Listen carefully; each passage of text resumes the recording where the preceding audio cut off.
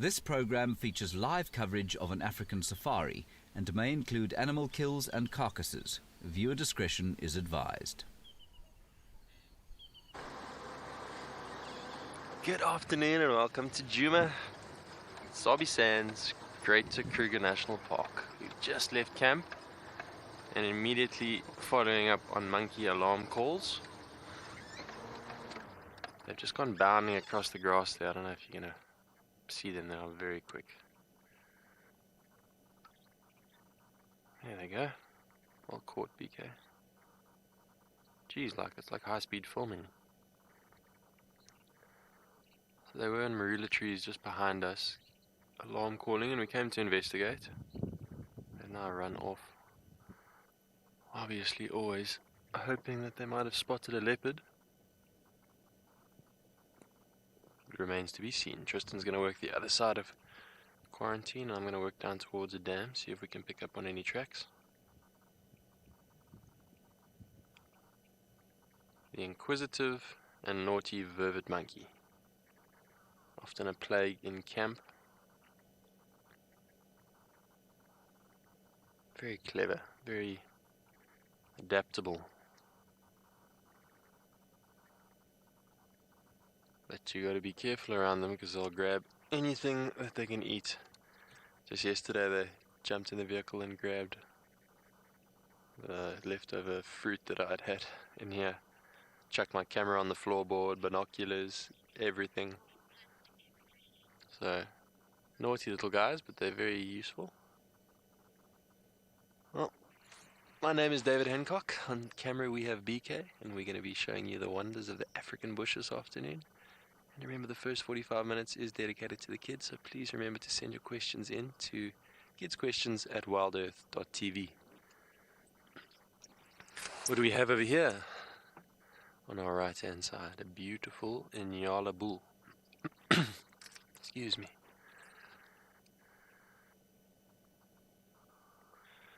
And he's looking at something, so I'm gonna not spend too much time here. I want to carry on and see if we did have a correct assumption of a predator. So while I go and search to see what I can find, I'm going to send you over to Sociable with the giraffe. Enjoy.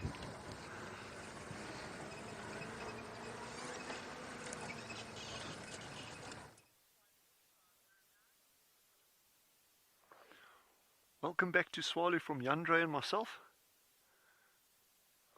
We're having the most beautiful giraffe sighting at the moment. It's this young female that's actually just been walking towards the vehicle for the past couple of minutes. It's very, very curious, got her head down.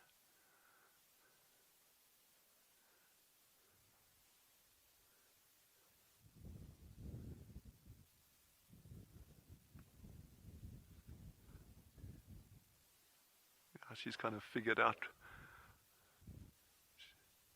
She's satisfied that we're no threat.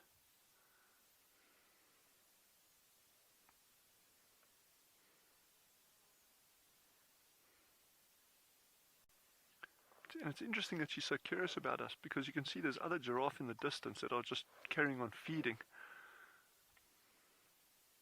And there she goes.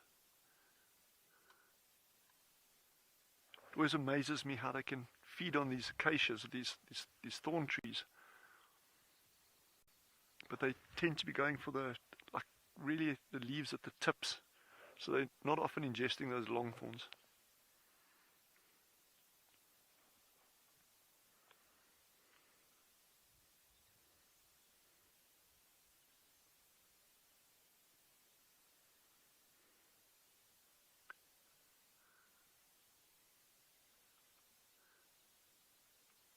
Some of you that are familiar with the reserves down in the Lowveld, Djuma, Ngala, those places, you might notice how pale some of our giraffe are in comparison.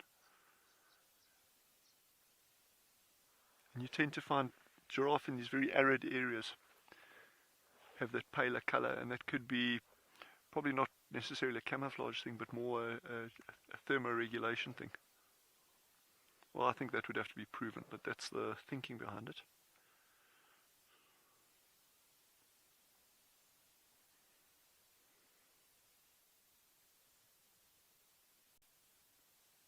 Now he's watching something behind. She's watching something behind us. So there might be more giraffe somewhere else here, but we'll just keep our eyes open.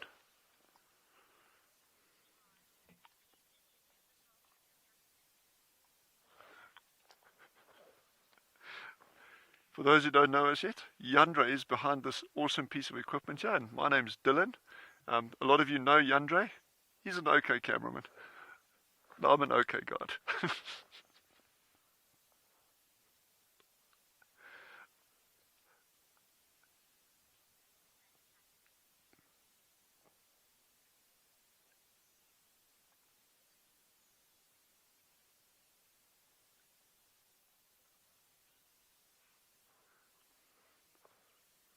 I'm fascinated by this behavior.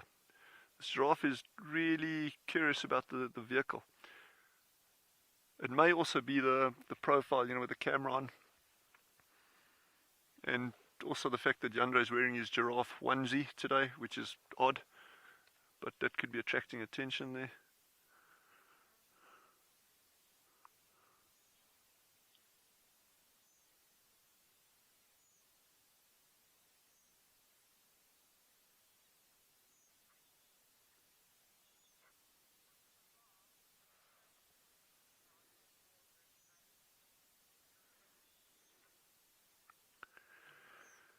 Sorry, I didn't get the name there, unfortunately, but that's a lovely question. And yes, they have the same number of vertebrae as people.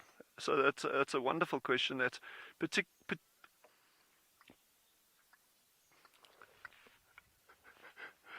particularly if you look at the length of the neck, that's a question that we get asked regularly. Do they have more vertebrae? That neck is so long. But when you actually, if you ever have in that position, you have a giraffe skeleton, you'll actually see those vertebrae are elongated. So whereas ours are very, very short, theirs are elongated. A mouse has the same amount of vertebrae as a giraffe. So yeah, it's just different scales. That's all it is.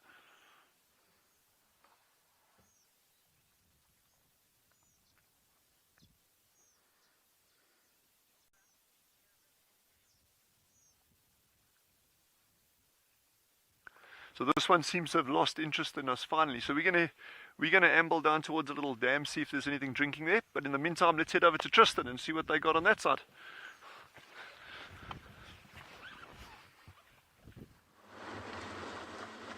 Well, we're doing very much the same thing, trying to follow up on these monkeys alarm calling that David was talking about earlier. There's a couple water holes in the area, and maybe if we're lucky, one of our leopards has gone to go drink, and so we're just checking them as well. But before we get into all of that, my name's Tristan, and on camera I've got Alex this afternoon. Alex, we need to pull up our socks after this morning's performance.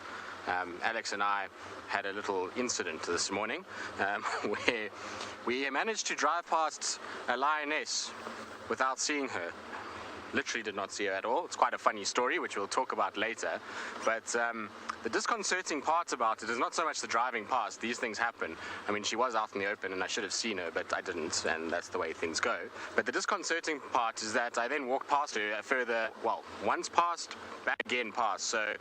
And I still didn't see her, so I don't know if I need to get my eyes checked or if there's a problem, but we're going to try and be better this afternoon and see if we can actually find what we're looking for and not drive past things. I do apologize for driving past our lion this morning. The other probably disconcerting is that there was tracks for a further 13 of them, so there had to be 14 lions there and I didn't see one. Alex, we didn't do well this morning. We failed. We failed the guiding test this morning. It's classic though that you can look back at footage and see these things. It's very, very funny to watch. And while I am to blame, I'm going to put the blame squarely on many of the people that were watching as well, because you guys all missed it too. No, I'm kidding. It's not your fault. There was lots of picture breakup, and so you wouldn't have seen much. It's pretty much is my fault completely. Okay, so this is the pan that I was talking about. So often this little pan here is quite a productive spot for leopards to drink at. It's a quiet little area. There's really dense, thick bush quite close to it, which means that they can hide away in there during the heat of the day, rest, and then when they want to drink, they just come out quickly, drink, and then can go back into the thickets. And that means that it's a really good place to start off with. When monkeys are alarm calling close to the camp, this is one of the first places I like to start, purely because it's much quieter to the side. There's not as much hustle and bustle of people moving around. It's really kind of calm, and like I say, I know that a number of the leopards really like this water hole because the water is quite fresh. It's pumped, it's not rainwater, and so it's generally a good place for them to go. The thing is, though, now that Tumbeta was built, so Tumbeta is a new lodge that was built close to quarantine on the other side of this, that has got a little water hole of its own that is also very secluded, and so it might be at that water hole. But what I want to quickly do is we're just going to do a little loop around, because I just want to check if there's any tracks.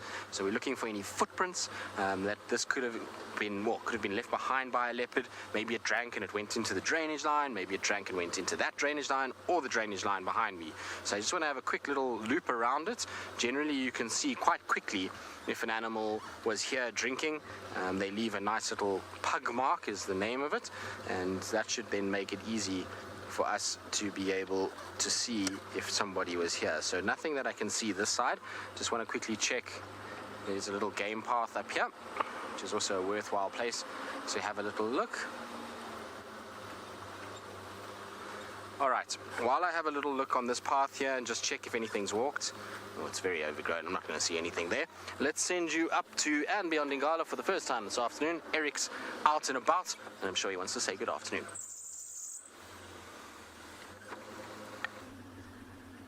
Good afternoon, everybody, and a very warm welcome to andBeyond in Ngala.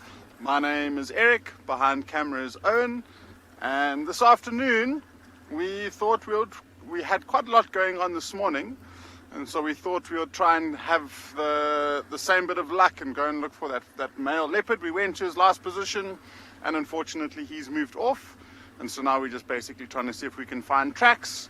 We've got lots of options though. I mean, we've got that male lion who's got that injury that we might go and check a little bit later on. But then Owen and I were saying that it's been a while since we've seen those little lion cubs that have been around. And there was a stage where we were seeing them almost every day. And now I think it's been about 3 or 4, maybe even 5 days since we've seen them. And I mean, we have a very good idea of where she is. So in the cooler parts of the afternoon, we might start heading down towards the riverbed to see if we have any luck with those little lion cubs this afternoon. Owen and I were having a good chuckle at Tristan's blooper driving straight past that lion, and we were just thinking to ourselves, how many times has that happened in real life? We must have driven past thousands of leopards in our time. I'm sure it happens all the time. It's just funny that was on camera.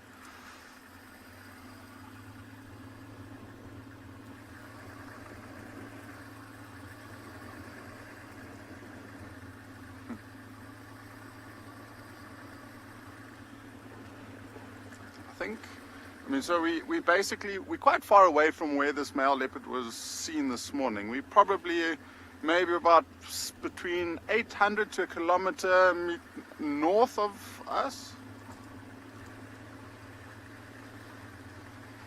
Ethan, you're 8 years old, and you're asking how we tell the difference between leopard tracks and lion tracks.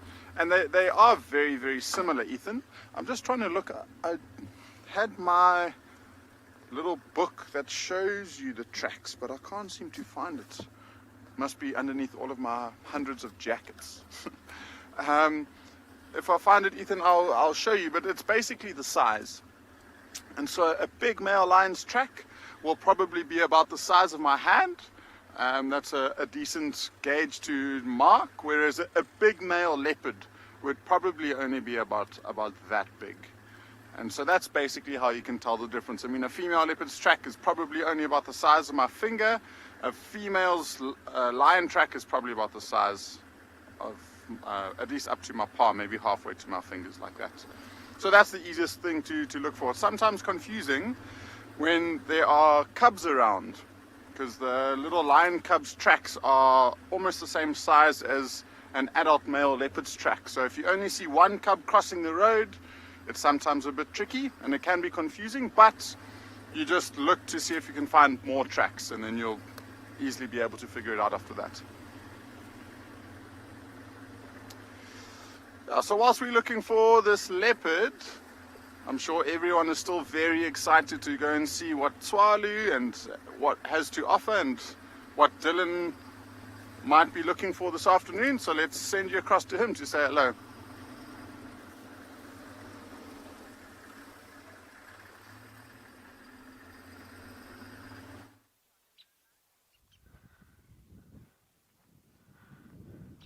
Look at the size of this nest, eh? Some of you may know what it is, may actually have even seen them before. These are sociable weavers that make these nests, and they are the largest nests of any bird in the world. You can get hundreds of individuals that actually contribute towards creating a nest this size. A nest this big obviously comes at a cost to the tree in some respects, and there's benefits in other respects. If you look on the right hand side of the tree at the bottom, look at this huge piece. It's actually collapsed, so it actually has broken the branch completely off with the weight of the nest. And that could be, you know, the actual weight of the nest itself. But if you get a big storm, you get rain coming in, water soaking into that nest, the mass of that is absolutely incredible. So there's this kind of long-term pruning effect on these old trees. But there's also benefits. Obviously, if you've got a colony like this, there's a lot more nutrients going into the ground underneath the tree. Some guano for those who are interested. Look at those droppings. Minus the twigs. But that's some of their nesting material. Some of the larger pieces there, but then all these bird droppings. So that tree, even though it's getting branches broken off occasionally, it's also getting a huge amount of nutrients pumped into it. And one of our researchers recently did some measurements on the leaves, and it turns out these camel thorn trees with the nests, the individual leaflets tend to be slightly larger than camel thorn trees without nests. So obviously then there's a larger area for photosynthesis and you know, so there are advantages and disadvantages to this. I always think of the poor tree, you know, when that first weaver lands with the first piece of grass, what does that tree think, eh? Oh my God, no, stop, no, go to the next tree. Beautiful nests, eh? But over the coming days, we're going to talk a lot about these nests, and I'm also looking for other animals that are associated with these weaver nests. You get things like Cape cobras that often stay in these nests and predate on these birds. You can get genets that live inside these nests because they form all these crazy shapes, you know, following the branches. You often get these little hollowed out areas, these sheltered areas. And I've had barn owls nesting in them. I've had spotted eagle owls nesting in there, genets, you know, residing in there. I've seen African wildcats. In fact, we've even had leopards taking kills up on top of these nests before. And we've got cheetah that the guides have seen regularly. One particular coalition that's got a habit of actually climbing up these trees. And cheetah can climb trees, not nearly as adept as leopards, but they can go, especially if there's a bit of an angle to the trunk. And these guys actually climb up into the tree and they start scent marking on top of these nests. And the guiding team has seen that on a regular basis. I've seen it myself a couple of times as well when I've been out. And so over time, I've checked this nest now. I didn't see any obvious sign of cobras or anything else. But, you know, as over the next couple of days when we get to nest, we'll ferret around and hopefully we can produce something like that for you guys.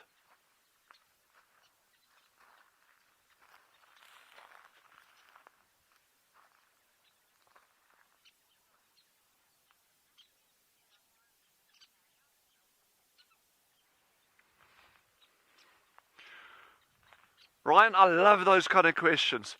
And you hear it so often. You hear about the Kalahari desert, but if you look around us, you can see it's clearly not a desert, and it is correctly a semi-arid savanna, which means it's a savanna in dry areas. And there's not a huge amount to distinguish between a savanna and a woodland, and many people actually regard them as the same thing. So yeah, this is a savanna with certain areas going into dense woodland. But the beauty with swallow is this area is so vast, it actually encompasses so many different kinds of habitat, and that you'll see over the coming weeks.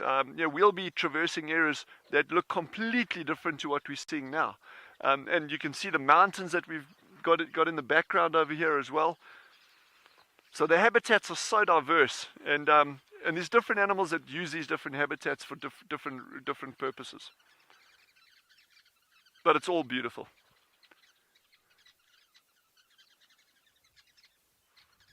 Well, let's head on.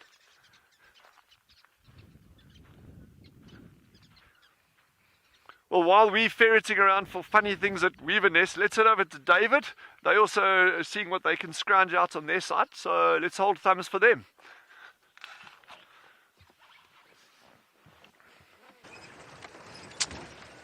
Well, turns out the monkey alarms were for nothing that we could find on the cat side. We circled that whole area twice, didn't see any tracks. So perhaps it was just a snake. They'll often alarm quite loudly for snakes. Even something smaller like a serval or like another kind of predator that they would not normally, you would not normally think would alarm them so much. But they do. They're very noisy animals and they want to be. So we've moved on. We're going to head down the Moati. See what else we can find today.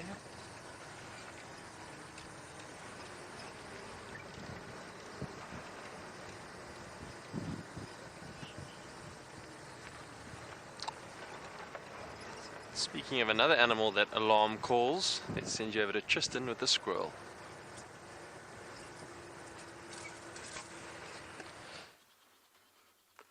Indeed, we do have an animal alarm calling. I'm going to keep quiet for a bit so you can hear it.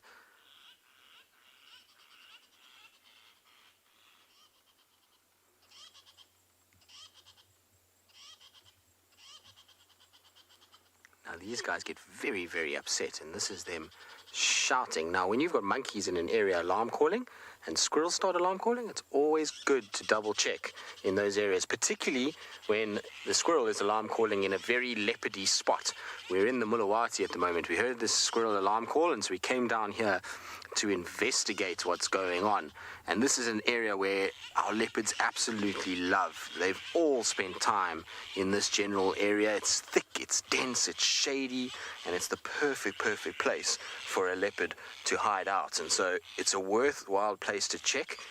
Squirrels, unfortunately, aren't the most reliable in that they shout at each other as well as birds of prey and other things, but he's very, very upset. So we're going to just have a little look around this section, and we're going to try and figure out if there is something that's here. It's kind of facing away from us a little bit, so I just want to drive around. We'll still get a view of him and see if maybe, just maybe, I can find something on the other side of the tree that maybe is walking around here. It would make sense because we're not very far from where those monkeys were alarm calling. If that leopard walked and it went down into this riverbed, this is roughly where it would be. It would like this kind of a section. Kalamba used to love walking in here. In fact, when she was a tiny little baby, this is one of the places that she was kept. All right, Alex, you're gonna have to be careful here. There's a big stump on my left, so I can't go any further. What we're going to do is try and just get that out the way. You right there, Alex? I'm getting covered in mud because the Ellies have walked there after mud bathing and the whole branch is covered in mud. Alright, so let's just check very carefully here. You never ever know. Our squirrel is very upset, and the fact that it's still shouting even with us here. Generally when it's a territorial dispute between squirrels, when you drive there, they start to keep quiet, they start to settle down. But when it's something that they're really nervous of, then they shout. And it could be something like an owl, it could be a bird of prey that's like an eagle that flew over.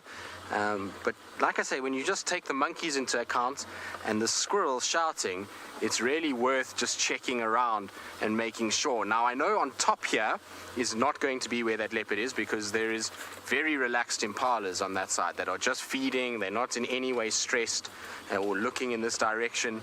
So I know that probably in all likelihood our leopard hasn't gone that way. If there is a leopard, it would be more this side. So we need to just check very carefully in all these areas and just make sure it's not sitting in one of these thickets somewhere here. But I suspect if the monkeys stopped shouting that the leopard is moving, it's not sitting still. Okay, so nothing this side, but you can see lots of little places for them to hide in these little thickets. So you've got to just look carefully, especially because it's quite a warm day, and warm days often mean that they lie up in the shade, and that can make it actually harder to see them. All these trees have broken. It never used to be so difficult to get in here, but there's so many broken trees. I wonder if it's maybe not still facing this way. Squirrel, what are you shouting at? I love a bush mystery, so I always like to try and figure out what's going on. I wonder, like I say, if it's not an owl maybe sitting somewhere here.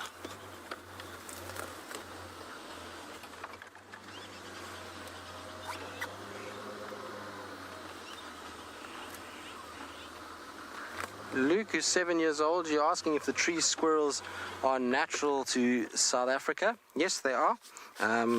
They are 100% natural in this area. We don't get any other species of squirrel in this particular section. It's just these guys that sit in the trees, and they're quite small compared to many of the squirrels in the rest of the world, but they need to be in order to get up trees and away from predators pretty quickly. They need to be quick and fast and nimble, and so the bigger you are, the harder it is. But still very upset.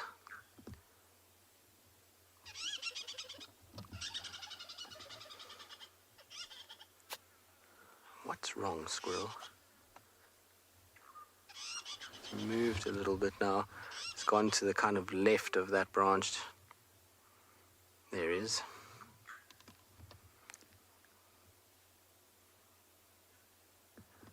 Okay, he's gone quiet for the first time, but still staring in this general direction.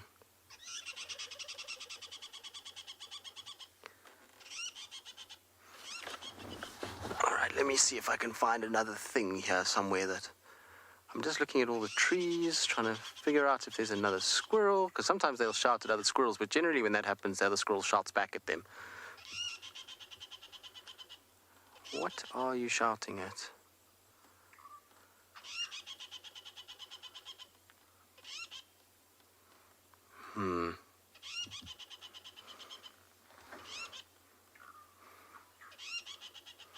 I don't see anything.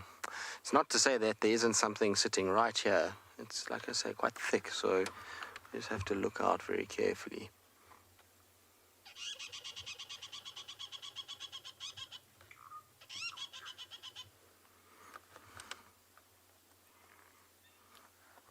Miles, who's 5 years old, do we get mambas in our reserve? And if we did, would the squirrels shout at them? An alarm call. So the answer to that is yes and yes. So we do get black mambas here. We don't get green mambas, but we get black mambas. Quite a lot of them, actually. And if a squirrel saw it, it would most definitely alarm call. They know that snakes are predators of theirs, and so they do shout at snakes. So it could very well be a snake. It could be a puff adder, or a mamba, or a python, or something like that, and I'm just missing it because it's small. It's very, very possible. Anything that eats a squirrel, they will shout at. So that's birds, snakes, leopards, lions, cheetahs, wild dogs, anything like that will potentially trigger a squirrel to start shouting, and so that's why they're not the most reliable. But like I say, when you have monkeys alarm calling in an area, squirrels alarm calling in places where you know leopards like to move in the heat of the day, it's always worth investigating.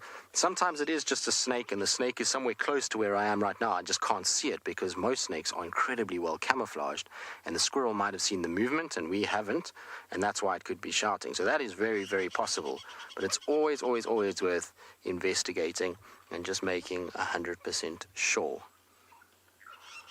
I can't see anything, if I'm to be honest. I suspect it's somewhere close by, whatever it is.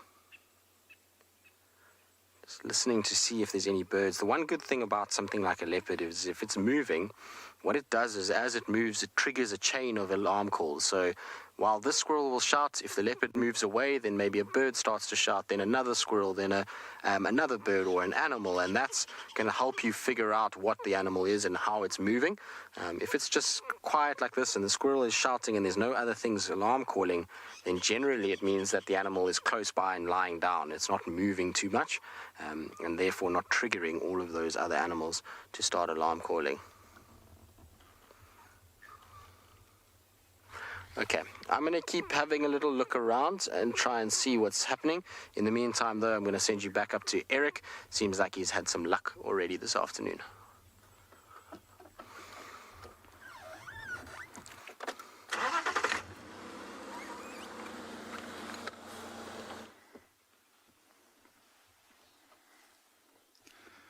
Welcome back, everyone. We're trying to look for tracks of that male leopard, but unfortunately we couldn't find any. So we decided to come and check the last position where we had that young male lion from this morning, and he is pretty much in exactly the same spot. He's moved a total of 2 or 3 meters, and he's looking up. I'm sure there might be a vulture or something passing by that he's just keeping an eye on.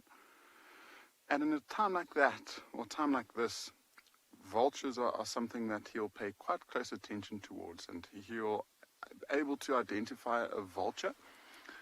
And I mean, behind us I can at least see 1, 2, 3, 4 of them actually quite far in the distance. Doesn't look like they're dropping now, but if they do start to drop, there's a very good chance that they've found something to feed on. So there'll be a dead carcass somewhere. And in the condition that he's in at the moment, he'll rely heavily on that. And so he'll be pretty interested in their movements. And you can see he's keeping an eye on them. So it's quite amazing. I mean, even these lions will be able to identify a certain bird species. I'm sure they can see the different flight patterns and probably more of the behavior than actually identifying the feathers like we do. But it looks like these vultures have started circling. I'll keep an eye on them. It does look to me like it's more of a thermal. I don't see any of them dropping rapidly yet. So we'll keep an eye on it. We haven't really seen his leg this afternoon, so I'm sure the condition of his leg hasn't really changed. But I mean, he's looking okay, I guess. Beautiful backlight on the edge of his mane over there. That's just accentuating that gold around his head. He's been sleeping and resting in the middle of the day.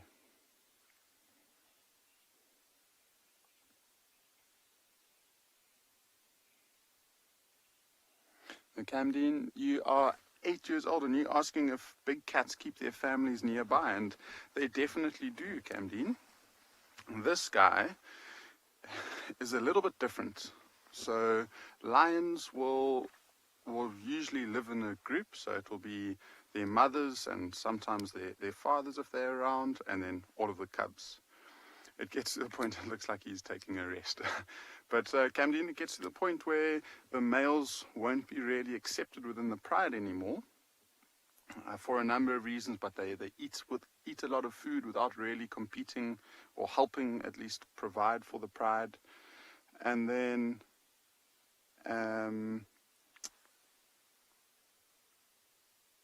sorry, I've lost my train of thought. So the male lion will basically not really help with hunting, And then also, one of the big things is that he can potentially, when he becomes sexually mature, he'll want to try and mate with the females and his sisters, basically. So he gets chased away. And that's why he's by himself at the moment. So he's not really part of a pride yet. And so he will be trying to keep the family as close as possible. But, I mean, the big males are probably in the process of chasing him away, and that's how he's got this injury. And so he's pretty much for the next couple of years, if his leg recovers, will be by himself. Now hopefully, if that leg becomes good and healthy again, he will hopefully be able to find his way into a pride and start a family in his own. And that will probably be in the next 2 or 3 years or so.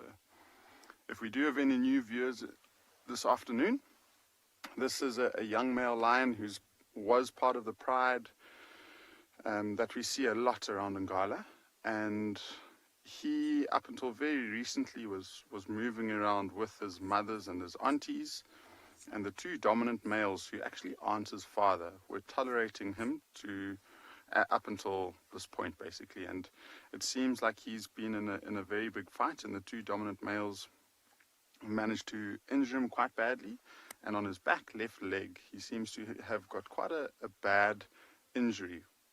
And we suspect it's either fractured, maybe broken. And so he's not really putting too much pressure on it. But, I mean, we found him 2 weeks ago. This is maybe the third or the fourth time that we've seen him. And he was deteriorating at a rapid rate. And then luckily, 2 or 3 days later, 2 or 3 days ago, we found him with a very, very full belly. So he managed to find some food somehow. And it seems like he's slowly but surely starting to recover.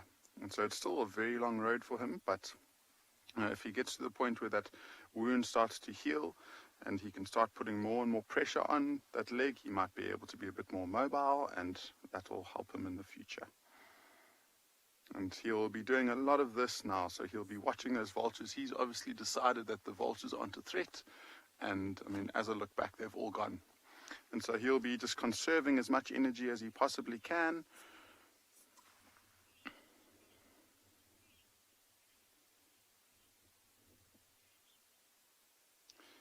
Now, Ashwin, you're 10 years old and you're asking how big lions can get. And so this male lion is roughly 4 years old. And so he's pretty soon going to get as big as he will get. So within maybe about 1.5 to 2 years. So, I mean, when he's 5.5, 6 years old is probably the biggest that he'll get. And in terms of weight, he'll probably, if he's got a nice full belly, he'll probably weigh close to the region of 200 to 220 kilograms. So that's, call it 450 pounds. And then the females will probably be about 50 kilograms less than that. So between 150 to 180 kilograms. So 300 to 380 pounds or so. And they are definitely the largest cat that we get in Africa.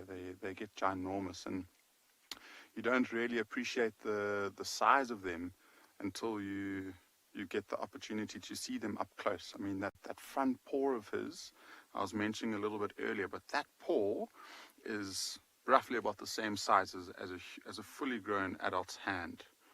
And they've just got so much strength. They're probably as long as us. And I mean, they weigh 2.5 times a normal person would. So they've got some incredible strength and power behind them. I'm surprised that he's decided to lie in the sun at this time. I mean, it's still fairly warm, and we're sitting in the sun ourselves, and we're feeling hot. We've got a much more effective way of cooling ourselves down than this lion does, and they usually will move into the shade to try and recover, or at least cool down and escape the heat. And he's not far. I mean, he's maybe 2 or 3 meters to the right of or to the left of the shade.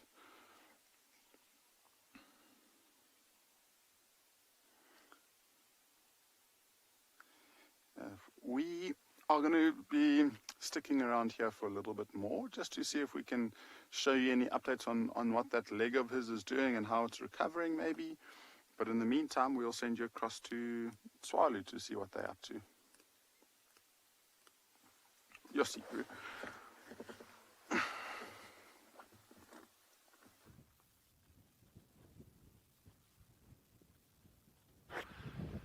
Yeah, so it's been fairly quiet on our side. We are actually making our way to there's a report of a kudu bull. There were actually 2 kudu bulls that got their horns interlocked, and it happens. We see it occasionally with red hartebeest and kudu. Those are the 2 species that it occurs most frequently with on Swallow. And these territorial bulls, these big bulls, they fight and they get their horns locked. And in this case, quite sad, the one bull actually died, and the other one managed to break free and move off. So we're going to go head over across that way and just see maybe there's some interesting activity around there, you know, scavengers or, you know, but anyway, we'll get there and we'll have a look and see what's up there. But at the moment, Andre and I, we've just been scanning in the distance here along the hill, see if we can pick up any mountain zebra. And then closer by, there's an old burrow system over here with a python that lives in this area, and he's frequently seen around here. This morning was very cool, but this afternoon has actually warmed up nicely, and this is exactly the kind of temperature now when you know, a snake would be out basking and that before sunset. So, but no luck yet, but we're going to keep on going, keep on trying.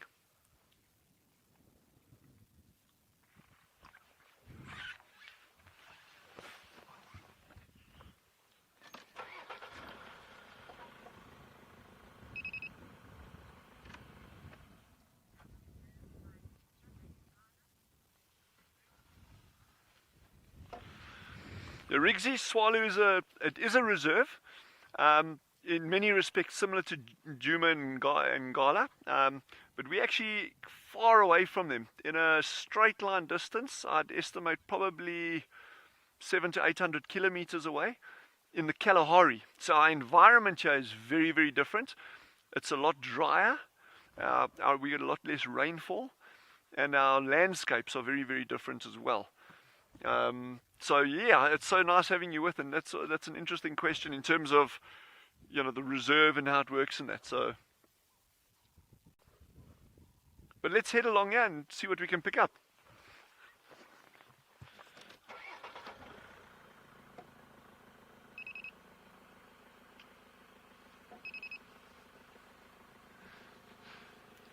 Jono, so the Kalahari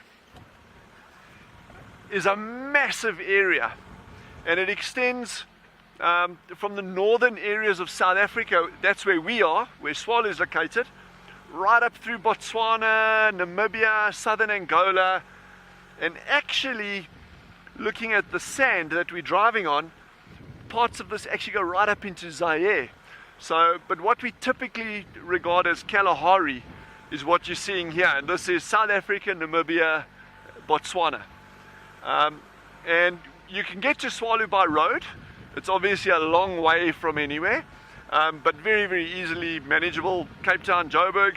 But then most of people that come to visit Swallow actually fly in, so it's not difficult at all. It's actually very, very accessible. There are other areas of the Kalahari in central Botswana that are a lot more difficult to get to, and it'll take a bit more time, but also well worth visiting. It's a remarkable environment.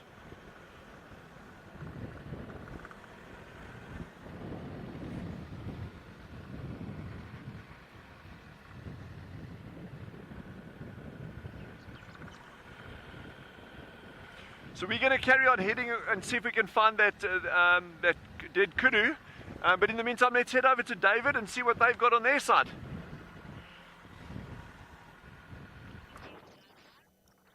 Just stopped here at a young knobthorn tree. I thought it was a pretty cool example of why it's called a knobthorn. Often we look at the big ones and confused as to why it's called a knobthorn. Now you can really see these knobs, and on the tip of the knob is a very sharp thorn. So on the younger trees like this, it's very prevalent. You see their knobs very readily. On the older trees, can you see that one there, BK? That big knob thorn over there. If you zoom in on the bark, you'll see that there's not really that many knobs at all. Because that tree's already reached the age where it should be safe from damage. by normal browsers. You will still get knobs in the upper branches as the younger branches push out, but not nearly as much as when it's a younger tree. So same species, but very different in bark and appearance. The younger species having the knobs on it. The younger tree having the knobs on it because it's at more risk of getting damaged. This one we just looked at here in the beginning has been broken by an elephant though, so his knobs helped him absolutely nothing. You can see here it's all dead. It got broken at the top, and the elephant just stood here and broke it over with his trunk. So this knobthorn's not going to grow anymore, but there's lots of other knobthorns around. But that one got damaged by an elephant. Look at this marula tree, talking about elephant damage. It's been completely smashed. And now you may be wondering why on earth there's a fence around a tree in the middle of the bush. It's something that management has been doing in recent years in reserves with our very high elephant population. We've been experiencing major losses in our large trees because, as you know, elephants eat a lot and they like to debark trees.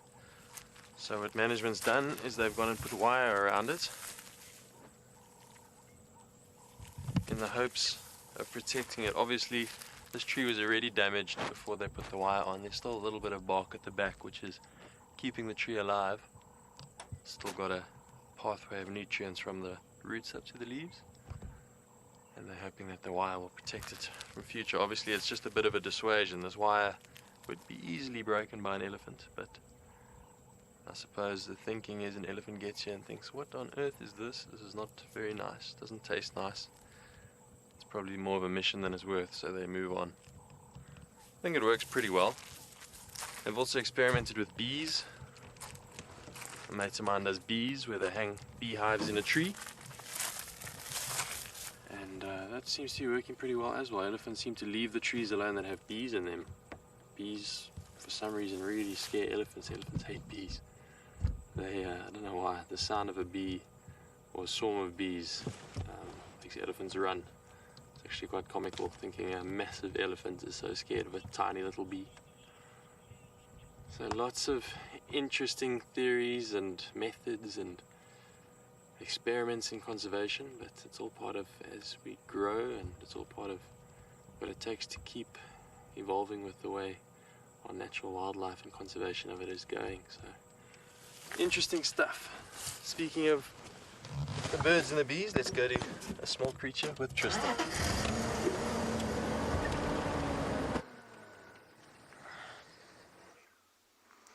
Indeed, a small creature, but a very, very tricky one to see if you're not paying attention. We luckily happened to drive by and managed to see it just because it was on the edge of this massive, massive jackalberry, and you can see how well camouflaged they are.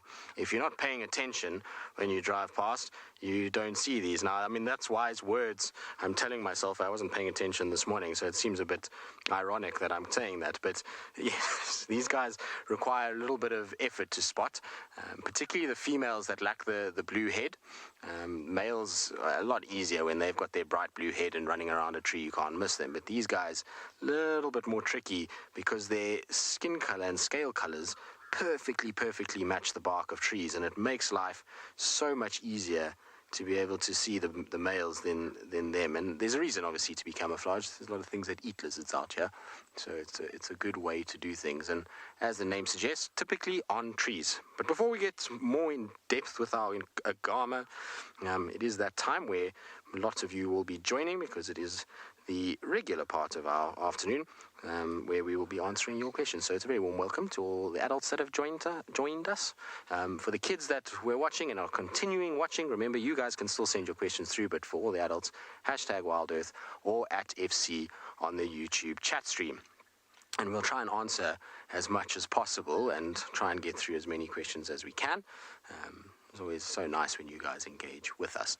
But this is also being a rather accommodating agama. Sometimes they're not quite as accommodating as this. They see you and then go running up the tree and away from us and disappear. But this one is catching some late afternoon rays on the side of this jackalberry, and it's amazing to see how big this jackalberry actually is. This little lizard is dwarfed by this tree, and so are we. If we come all the way out, you can see just how big a home it's got. This is like the $1 million agama. It's got the penthouse suite on the Mulawati River. This is what is equivalent of a mansion if you're in the agama world. It is probably one of the bigger jackalberries we've got in this area. So one could probably say this is a celebrity agama now that it's made its TV debut. It's got the house, it's got everything. So we'll have to come up with a name for this agama that we can have a chuckle at, because we've got Tom Selleck the hippo. We had Janet Jackson for a while as well.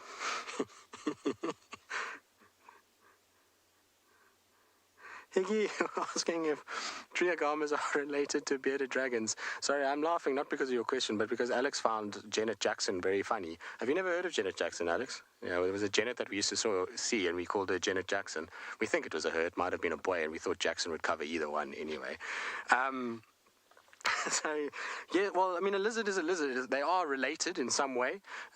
It's not the exact same family, but, you know, it's a lizard, and so lizards do lizardy things, and it has a very similar anatomical structure. So I guess you could say, yes, it is related to a bearded dragon in some way. Okay, Alex, I think our agama has been tired of being called a celebrity and us judging it on its accommodation, so we'll leave it there. I don't know why I'm being so full of nonsense this afternoon. I really shouldn't be. FC has decided on a name. All right, hit me with it, guys. What have you got for me?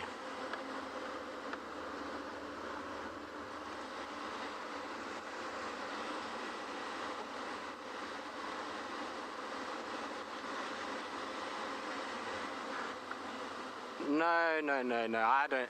Emma is saying that we should call it Prince because its jacket, well, its skin looks like a little jacket that Prince would wear.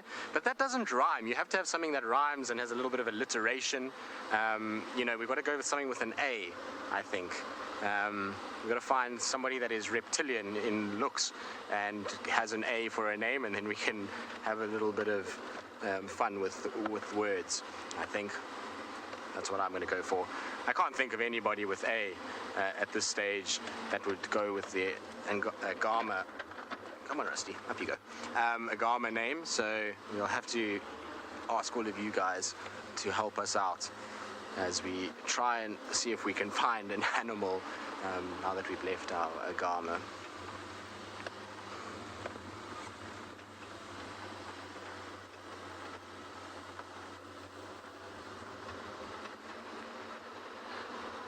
George K and Jick K, wild cats hunt agamas.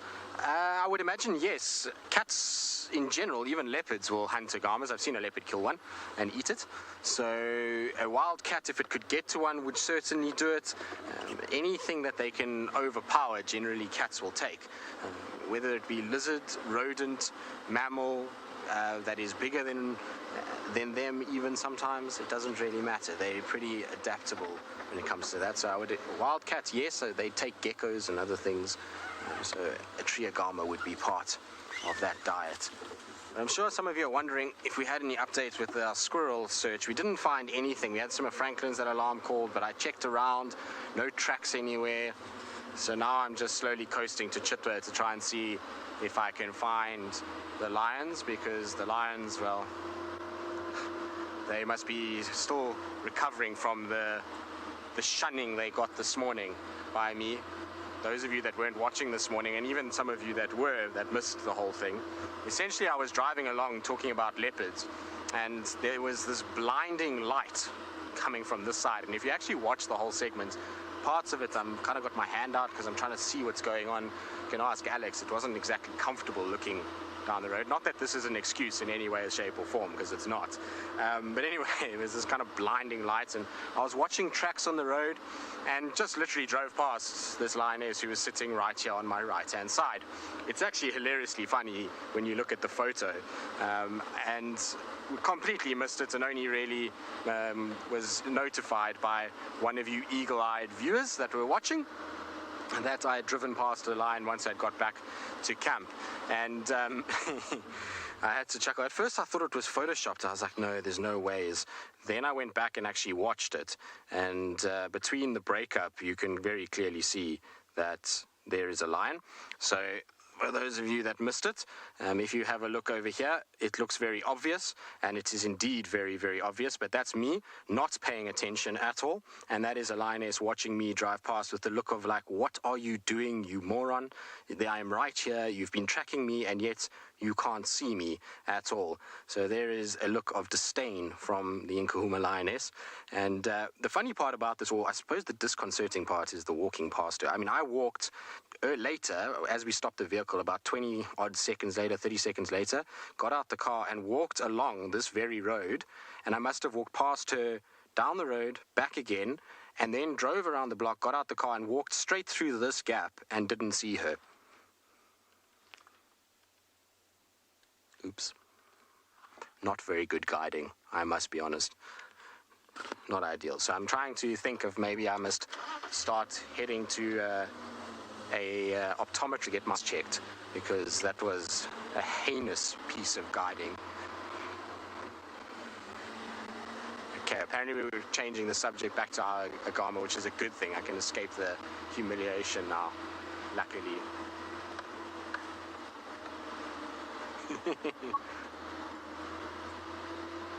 I'm sure the viewers are laughing at me, Vandeka. I have no doubt I would be laughing at me too. In fact, the first person I sent it to was Steve and said, I'm in your club, and then followed by Taylor. When all I got from Taylor was a hysterical voice note laughing, which I thought was pot calling kettle black in some respects, since she had a very similar incident with a leopard. And so, kind of ironic that she was laughing.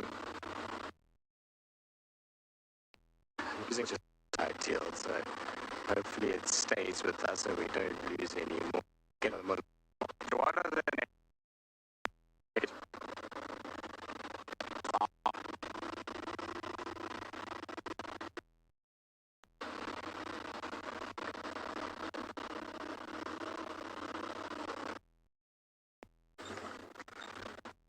we've got a bit of this issue to address the names. In the meantime, I'm going to send you to Swallow Kalahari and see how it's going this afternoon.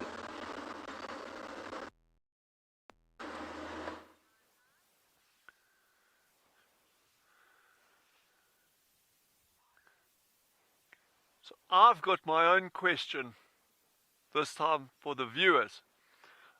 My question is this. Have any of you got an idea? There's two questions here. We have this little indentation in the ground here, and we have this indentation in the ground. Any ideas? Any suggestions? I'm open to them. I can give clues if needed.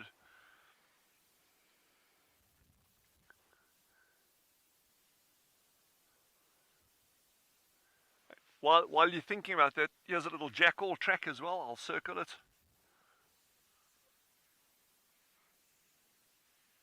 There you go.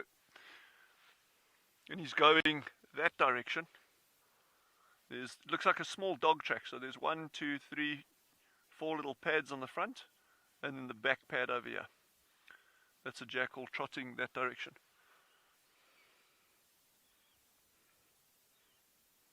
No takers yet. Quiz number 1.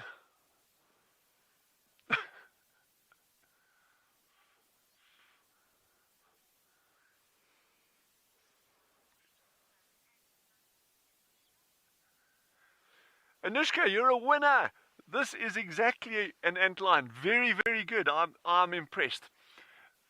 We have that other one as well that I need an answer for. But before we go further, just on antlions, so we've got researchers that have been collecting different species of antlion and lacewings on Swallow, and we've got over 40 different species now, which is actually a higher number than most other areas in South Africa, just incidentally. And we're sitting in this, what people traditionally see as this kind of low diversity area, and yet she has just one group of insects with a higher diversity than other areas in South Africa. So I mean, that's just out of interest. So there's something very special about that one. Any guesses as to this one? I'll give viewers a little clue. I'm not going to disturb it, but I'll give a little clue.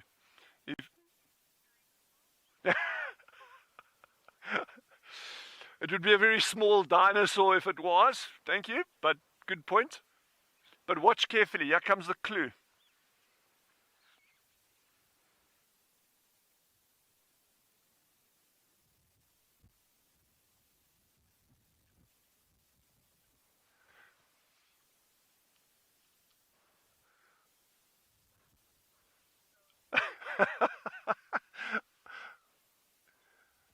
I need a taker now. Come on.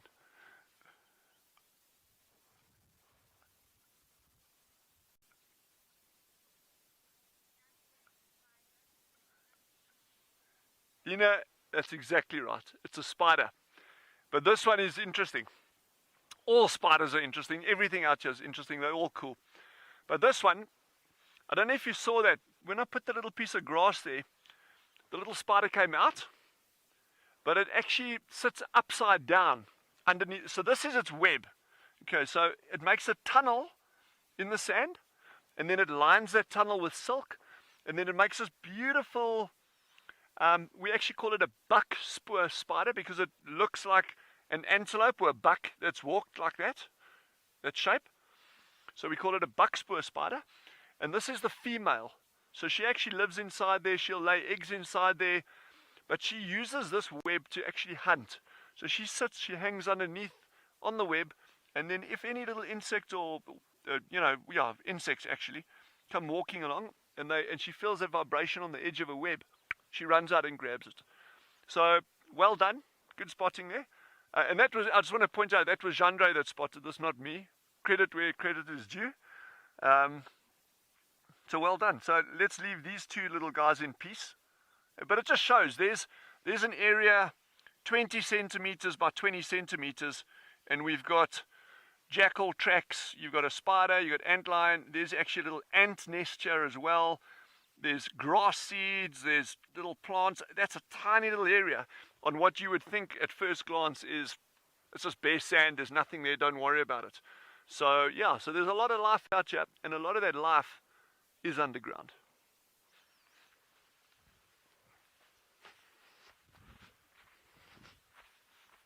Oh, tree.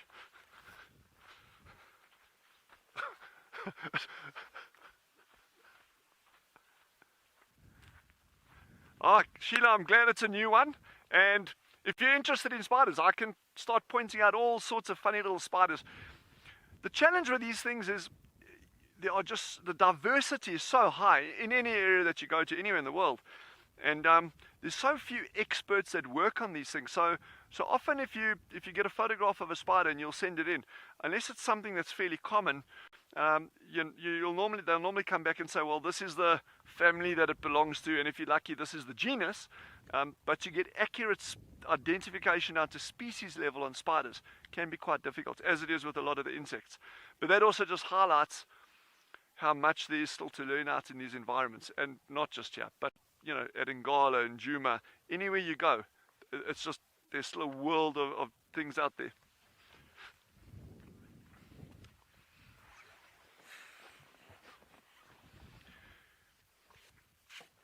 So I think we're gonna move on for real this time to try to find that kudu carcass, and but I think let's head over to Ngala, and the chaps there are still following up on that lion. So let's have a look what they've got, and good luck. Hope they get them.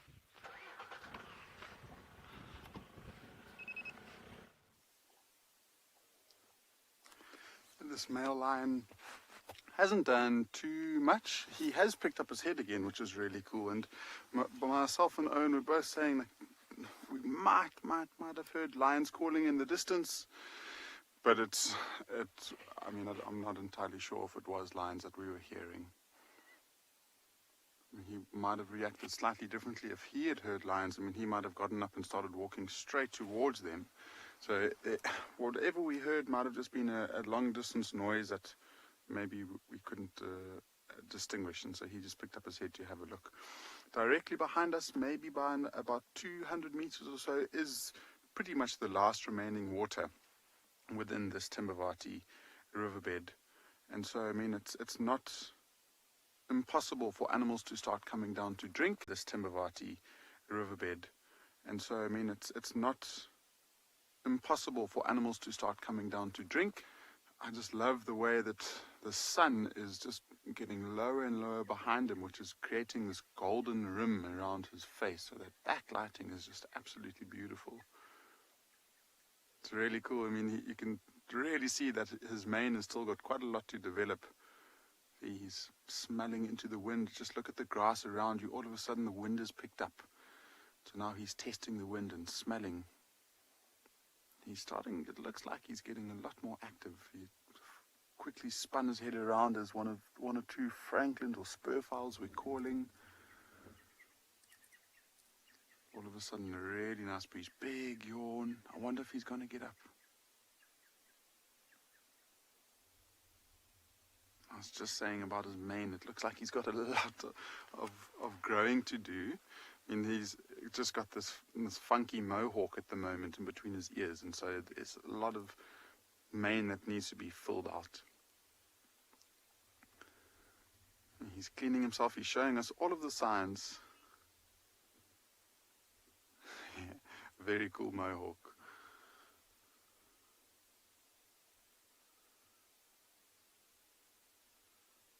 Another big yawn. This is really good signs. So let's see, I mean, that water, like I mentioned, is just around the corner. He himself might even want to go and have something to drink. It's always so exciting to see cats behaving like this with the yawning and the grooming. It's always a good indication that they could... Looks like a bit of mane is stuck on his tongue.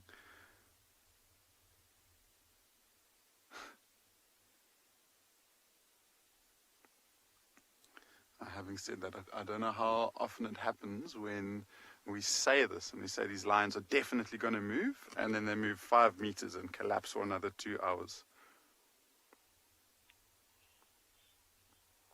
Jayashree, you're asking the best time of year to come on safari, and I would have to say now would be a really, really good time. And I love the change in seasons, and so we've still got really, really nice warm days, but the mornings and the evenings are getting very cold. And then instead of the lush greens of the bush that we're so used to in the last 4 or 5 months, everything is turning, and so we're getting these beautiful different shades of color. We're getting yellows, oranges, reds. Water's drying up, so we tend to see a slightly higher concentration of animals around the 1 or 2 remaining water holes in this area. The animals tend to be slightly more active when it's cooler. So this for me, or at least the change in seasons, is really, really beautiful. So now, May to June would be a really good time. And then even September, when we're coming out of the dry winter months, when all of a sudden we start to get rain and the green just starts appearing out of nowhere. That's also special, especially when the animals start dropping their youngsters. So to see massive herds of nursery impalas, wildebeest even, it's really special. But any time of the year is good, and you'll see most of the animals throughout the whole year. I guess it just depends. If you're into your birding, then September to May is probably your best time to come. If you're into your large cats and them being active, wintertime might be slightly better because there's more chance of them moving around. There's less leaves in the trees, so it's sometimes a bit easier to see 5-10 meters into the bush, which might give you a better chance of spotting them.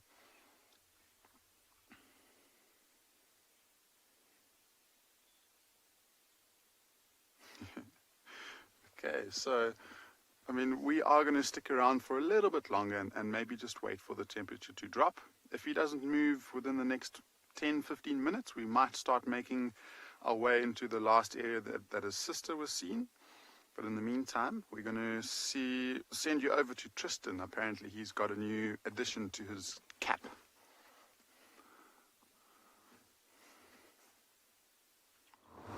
I do indeed. I've decided, because I was terrible at finding lions earlier, I've made some improvements to my driving style. One is to drive slowly, and the second is to add some binoculars so that I can see better. Not that I can see anything close, but it should work quite well if we look a little bit further in the distance. Driving is a little bit challenging, I must be honest, but we're managing so far. Alex has been quite good at directing me as to where I need to go.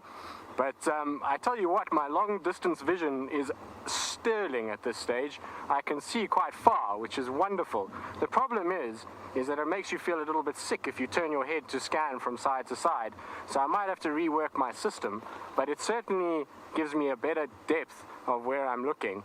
And I shouldn't miss the lions, I don't think, if I have these on. It's not the most comfortable, I must be honest, but this is better. Now if I hold it like this, Alex, I feel like this is better, although I can feel I'm going off the road on the left a little bit. But I think I've done all right to go as straight as I have. What do you think, Alex? I think I'm doing okay, eh? So basically this is my new plan, is hopefully I'll be able to spot the animals and they won't get past me. The problem is that maybe it's not the best idea for driving. I'm going to need to come up with a slimmer set than these. These are a little bit bulky at the moment. No, sorry, Lindeke, if you can just repeat. I can't see a thing, so I'm going to have to just lift them up. But you see, if you just want to go normal, then you just lift them up. It's the perfect addition.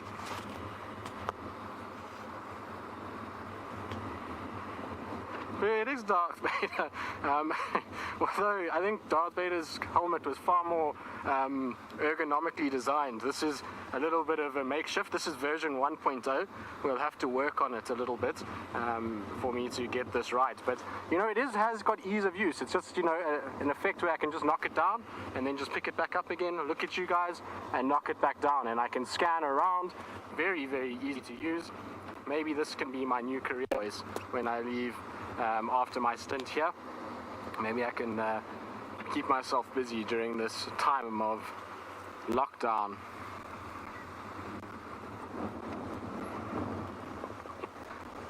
New AD, yes, it's exactly right. It's a wonderful system. There's no escaping us now. I can see all the way to Botswana. Like I say to you, if there's anything that's close by, so looking at you guys on camera, very odd, because I can't even see where the camera is. I think it's somewhere over here, but I feel like they're good. They just need a bit of adjustment. They're sitting a little low. I think if I can get them to hold like this, then I'm going to be winning. And then, because if I have them like this, then driving is actually not too bad. But it's when they start to fall down, then things become a little bit more complicated. And all I can see then is the bonnets of the vehicle. But there we go. Oh no, it slipped. I'm going to have to come up with a way. There we go. Ridiculous. I don't even know why I'm doing this, but it seemed funny at the time. Hope you're all entertained at this stage. Bird watching would actually have to actually put your binos there. You could just quickly pull them down and just go. I feel like I'm onto something. Cap binos. They have to be a lot lighter. Oh look, I've spotted an animal down in the distance. An animal down in the distance. Alex, there's a Ngala. My binos have won the day. I've already done better than I did this morning. I can't see the screen to see what you're actually looking at, but there was a Ngala that crossed the road. It's gone now. Let me get down. Is there another one? Oh, excellent. Ah, there we go. I can see with my binos so nicely. Binocular vision is the way forward. Oh, a little baby one. That's cute. All right, let's go down. Tony, the OptiCap, I like it. Tony, maybe we should go into business. You can come up with the ideas and marketing strategy, and I'll find...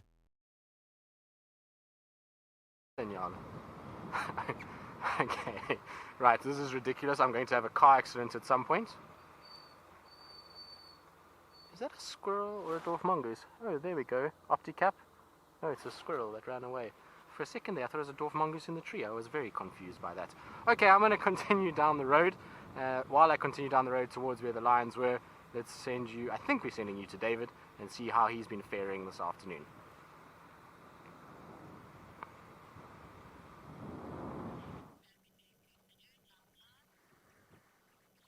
Welcome back. BK and I have just stopped on a high point. Seeing if we can spot anything, any trees moving or sign of some other animal.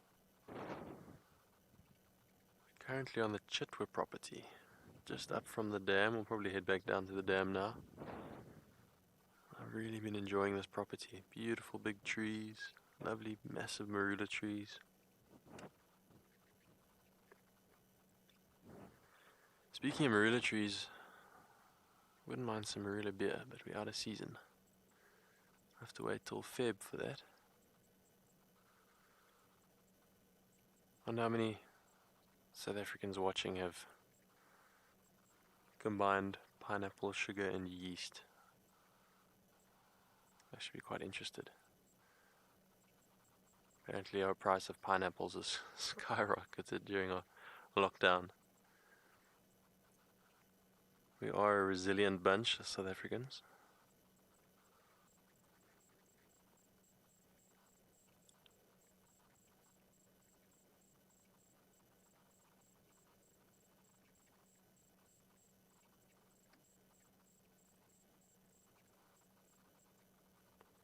Not seeing anything, BK.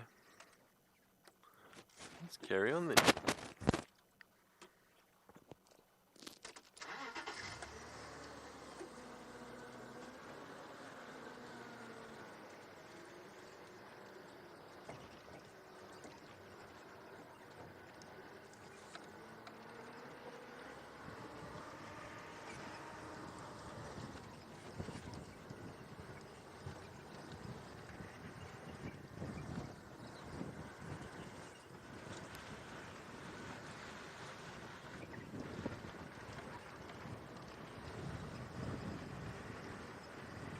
Lone wolf, you've asked what is considered very cold where we are.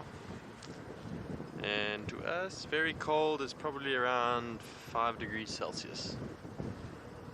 Doesn't get to freezing, maybe once in a blue moon in this neck of the woods. But in other parts of South Africa it will, but here in the low veld, doesn't really get that cold. Anything under 10 degrees Celsius we consider very cold.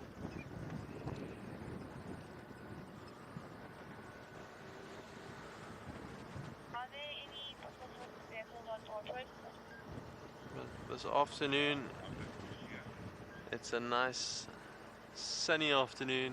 It's not cold at all, no jacket required. Maybe later, as soon as that big golden ball in the sky goes down, we're going to have to put on our jackets. We'll get nice and chilly. Speaking about another place that can get very chilly, let's send you over to Sociable with its beautiful red sand.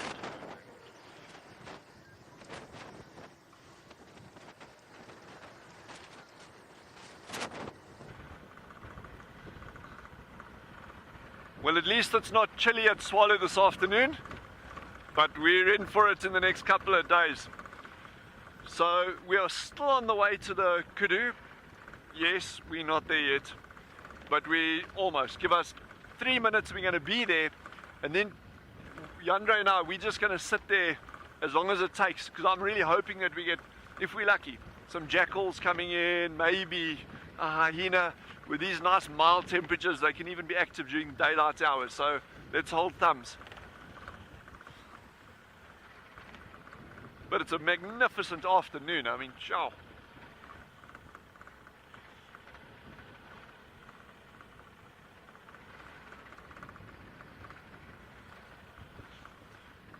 One of the viewers mentioned earlier, they said he thinks I've got the best job in the world. Well, I can tell you I do.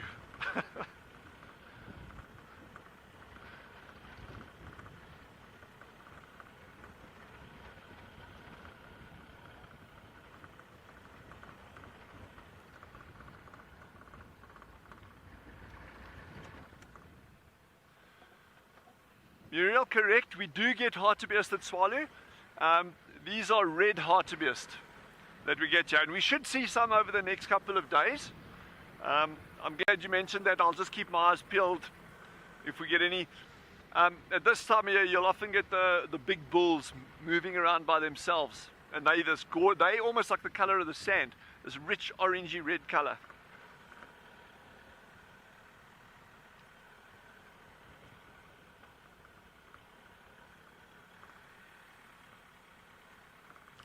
So the kudu should be somewhere on the right over here. I'm not sure exactly where it is, but it should be somewhere on the right hand side of the road.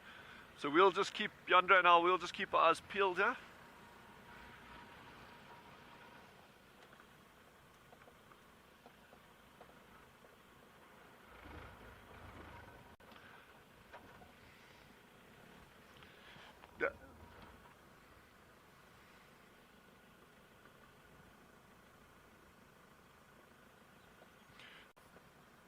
We actually see bat-eared foxes regularly. It's quite a common species here. The one challenge that we have, and you'll see when we do see them, is they're not very large animals. I mean, these guys are, an adult stands about that high off the ground. Okay, they got big ears and that. But if Yandre sort of just looks through the grass over here, you'll see a bat-eared fox doesn't stand out just because of his size amongst grass like this. So with this vegetation cover, you often just get these little ears bobbing along in that. But we might be lucky and get them in the open, so we'll keep watching out for that. Good one.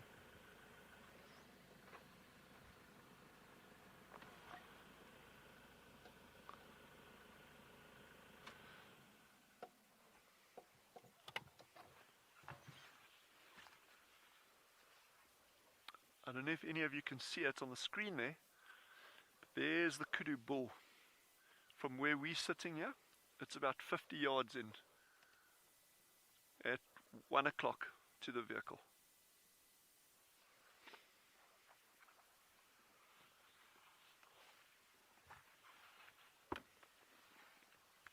Can have a look at binoculars there.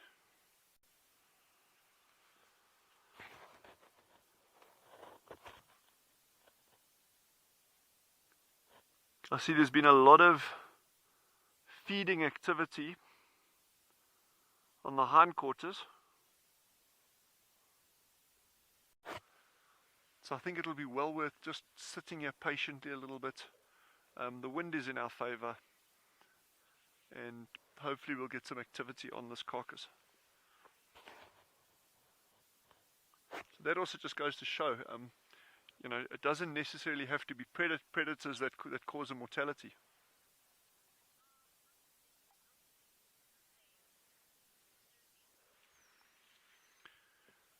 Susie, hartebeest and wildebeest are different species, and you'll see when we actually get a visual of them the clear differences there. Wildebeest are larger, they're bigger, stronger animals, and they got these beautiful dark stripes. So it's almost a blue-grey color kind of animal with these dark stripes on it, and these long horns that go out and then up like that. Whereas the hartebeest is that beautiful orangey red color with black on the legs, and the horns make this unusual curved shape, and then they curl back at the top like that. But we'll see both of those.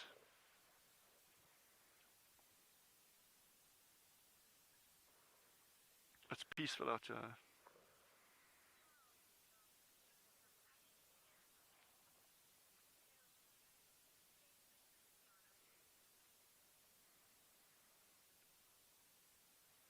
So I think David has some Ngala out on their side, which are absolutely beautiful animals. So let's head over to him.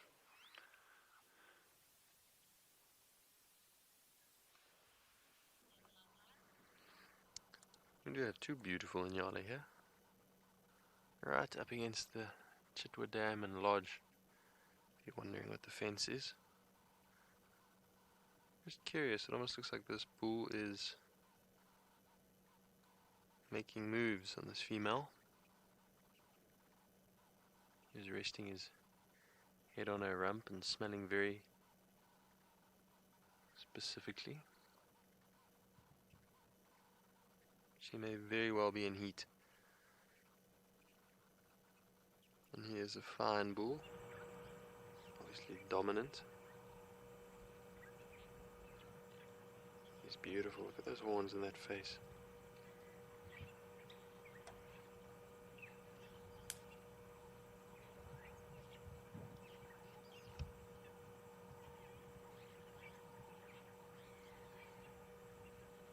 When he displays his dominance around other bulls, he can erect that hair on his back and the hair under his belly. It's really an impressive display.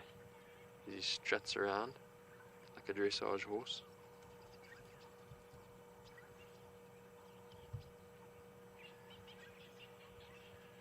Notice the size difference between the female and the male.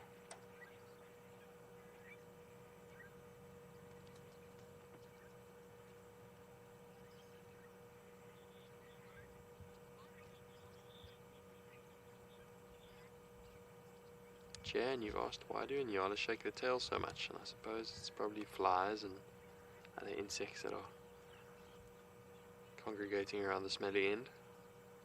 They have to keep shaking their tails to keep them away. It's interesting, if I have it correctly, Nyala are the animal where it's the cutoff between the naming of the female and the male for bull, cow, ram, ewe. So with the smaller antelope, it's a ram is a male and a ewe is a female, and for larger animals like buffalo, for example, the bull is a male and the cow is a female.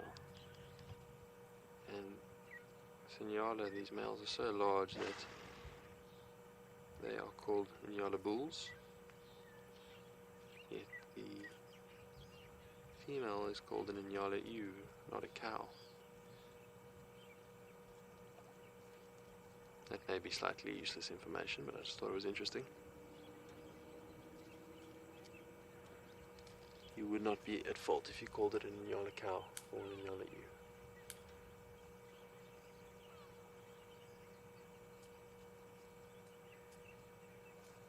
He's looking a little bit forlorn. Maybe his attempts have been spurned.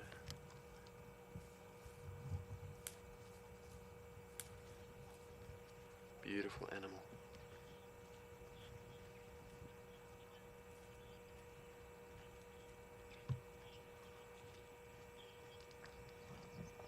Jason, you asked, will an Nyala bull kill a predator with his horns, or will he take flight? And generally he'll always take flight from a predator. He wouldn't stop and duel or stop and fence. I suppose I'm using those words because you're referring to his horns. He wouldn't stop and fight. He would always flee from a predator. And if he did want to try and fight, he'd be no match to the agility of a leopard or a lion, for example. And of course, I'm sure it's happened in the past where one of those predators has jumped on its back and been injured by its horns, but that would have just been an unusual occurrence. Those horns, when they fight, are predominantly for when they fight other bulls, when they have fights over dominance. They'll clash horns and they'll push against one another.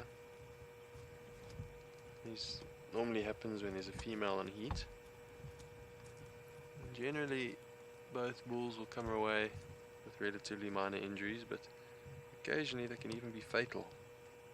Those horns are very sharp.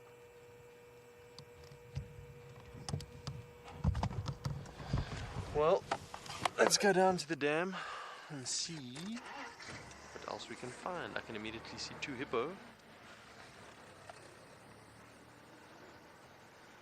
Let's pull up on the wall here so we can have a nice look at them.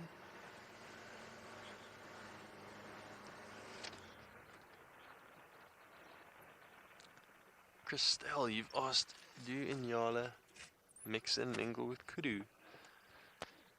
And I have seen them with kudu before. As you may know, that's a very small hippo. That's very cute. Little baby.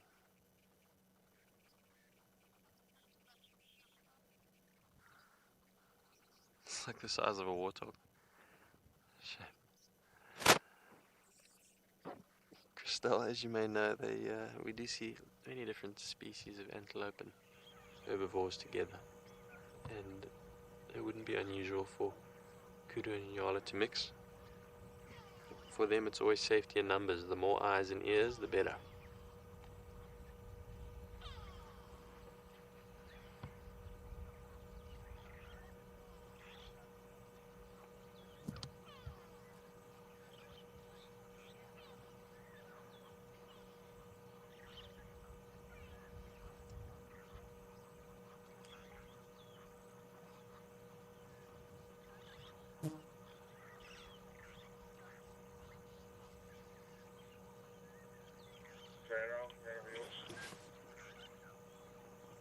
Standing by yours. Just checking the back this time. Must be Mom over to the right. I would assume. And there's plenty other hippo on the other side. Maybe she's keeping them, or keeping her and her calf separated.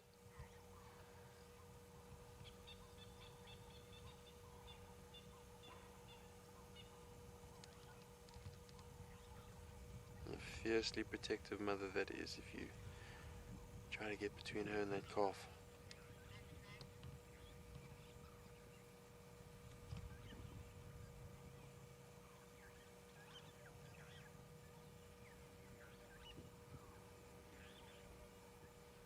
Sorry, FC, I didn't quite get that.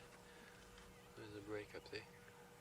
That beautiful fish eagle at the back there, those dead leadwood trees are making like a beautiful picture frame for you, BK. Miss Alamandus, you've commented, what a sleepy head, definitely. Looks very lazy.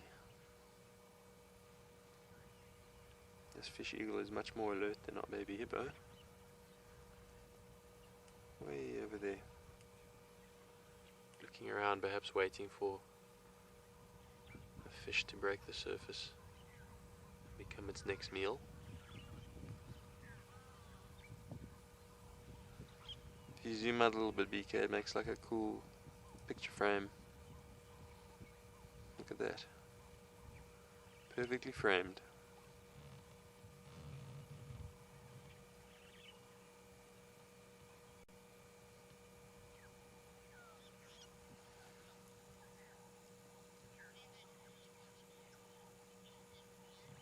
Ooh, very exciting news. Let's go to Tristan and see what it is.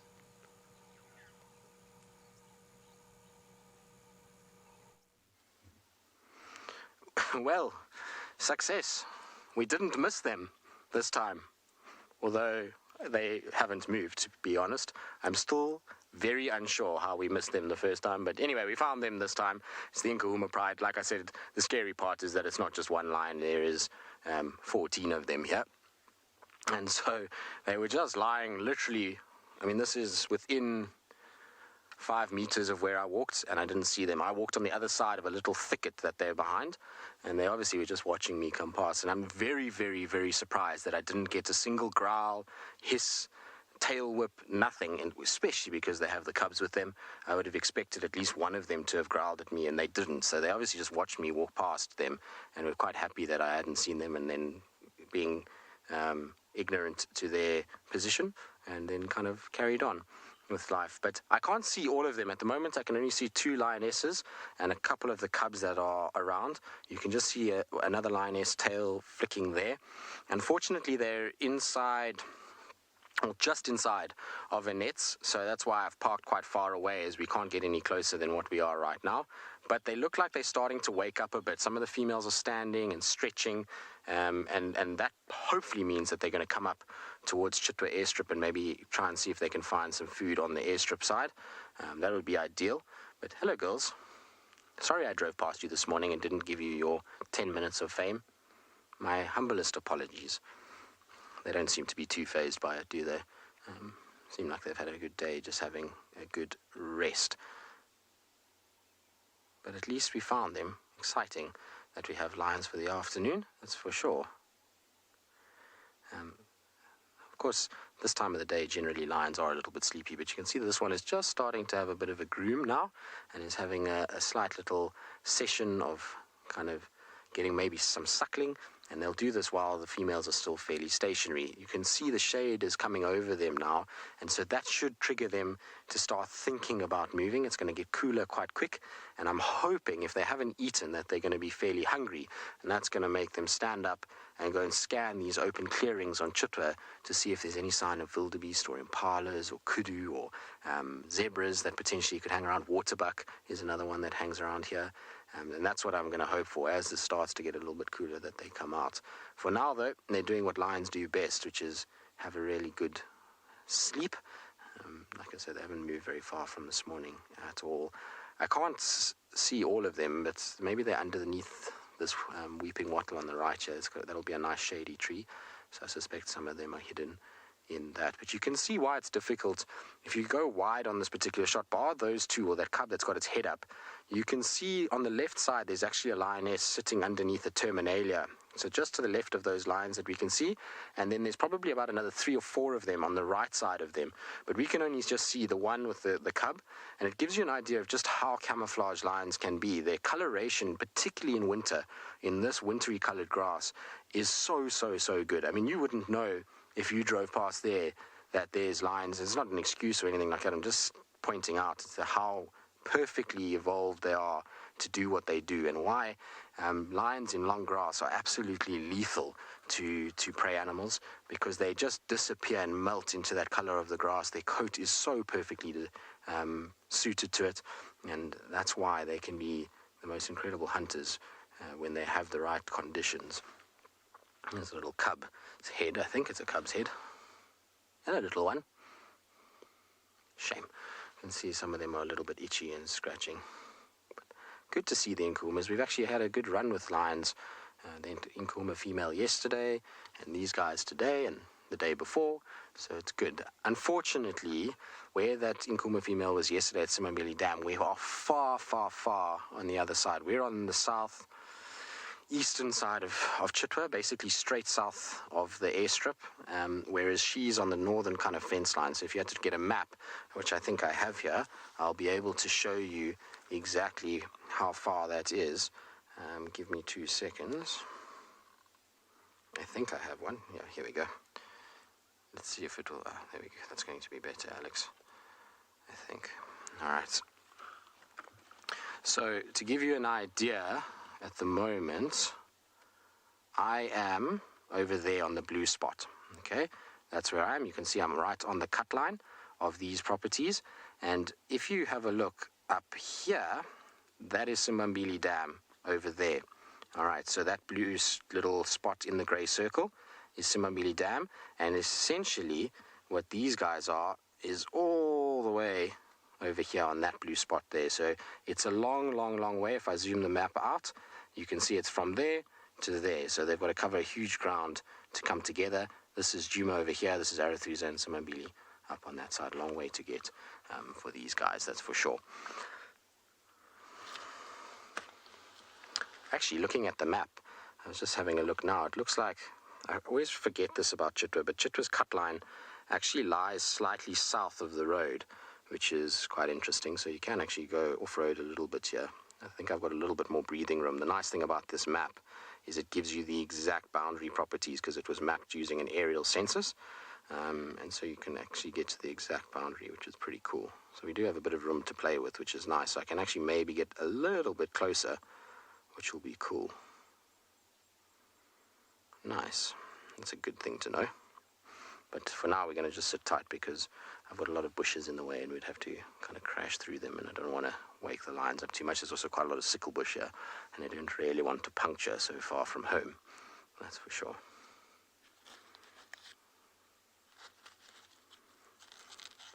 Michaela, to a degree, yes. They do get fur balls and fur and bits of bone that they are unable to digest. And so often when that's the case, and they feel as though they're not able to pass things, then they will eat grass. And the grass often triggers them to get sick, and they then regurgitate the balls of fur and bones out. And that just kind of cleans things out a little bit. So they do get very similar things to domestic cats, and it's all because of those hooked tongues that they've got, those tongues that have little micro hairs on them that are quite hardened, which are rough. When they groom themselves, they're taking hair off their own body. Their carcasses that they eat have hair, and they'll often lick that, and so that often is difficult to break down. Keratin is notoriously difficult to break down, and so sometimes they have to regurgitate it out, and like I say, sometimes bone shards are a part of that as well.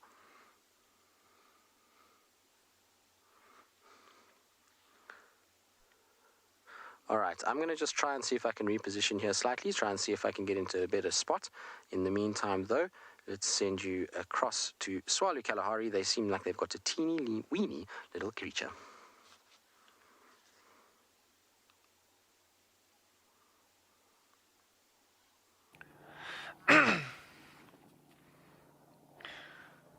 So what we got here is a dung beetle. And they are just simply the coolest little things. So remember when we got to the kudu carcass? So Yandre and I decided just to amble around and have a look and see if we can find anything. It's quite late in the season for dung beetles, so we're quite lucky to find this one. And it's a nice big one as well. And a couple of things I just want to show you over here. I'm not going to harm it, I promise. You'll notice how large the front legs are. See that? These really, really big front legs. Look there. Yeah? And then the reason for that, okay, is they make these, you get different species, and I can go into quite a bit of detail on why they do it. But a lot of them droppings. And so if you've got a carcass, whether it's a kill or anything, and there's stomach contents lying around, or fresh droppings. In this case, it's obviously stomach contents from the kudu. But if you've got fresh droppings, like example buffalo droppings, you'll get these dung beetles coming in.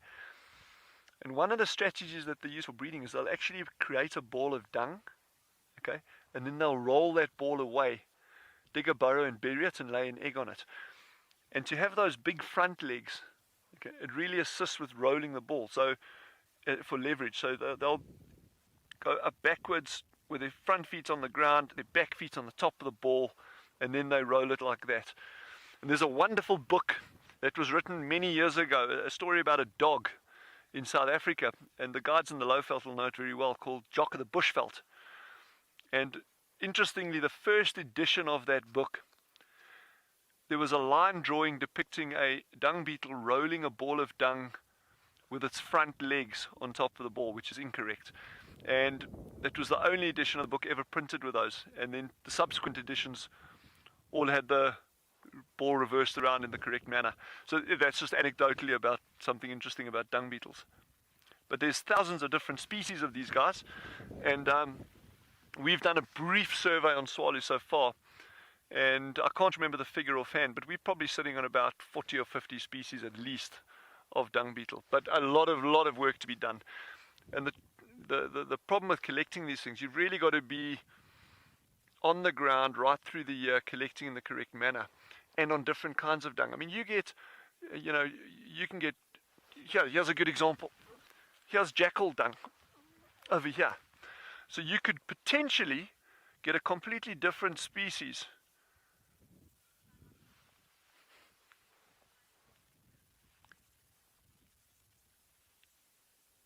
I don't know if any of you can hear me, but you can get a completely different set of dung beetles actually feeding on droppings like this, predator droppings, as opposed to dung beetles feeding on herbivore droppings. And even within that, you'll get different ones. Some will actually dig a hole straight underneath the pile of dung and take some down there and lay the eggs. Others will just lay their eggs inside the dung itself, and others will actually make the ball and then roll it away. So they've got a whole lot of different strategies. And yeah, you've really just got to be on the lookout for these things all the time. So this, like I mentioned, this is jackal droppings, blackback jackal.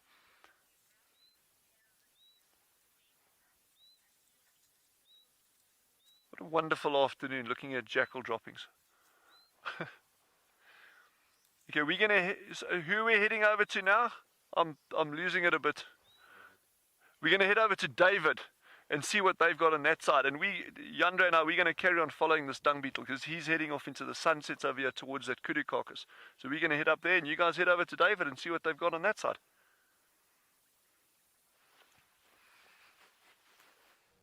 Welcome back.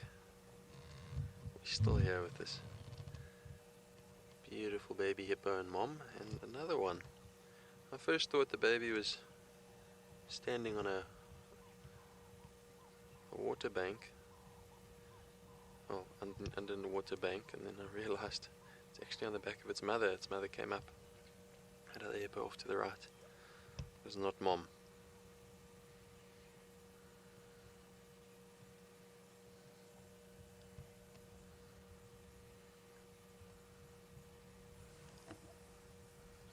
Baby hippo will often use their mother as a raft if the water's too deep. There's a good example. cute is that, eh? Remember, hippo don't float, they can't swim up to the surface in the traditional sense, so they've got to be in contact with something when they're standing like that. And that little one is on the back of its mother.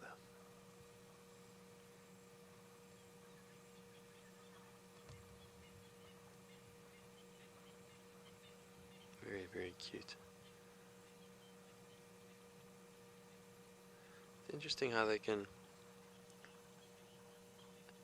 actually suckle underwater.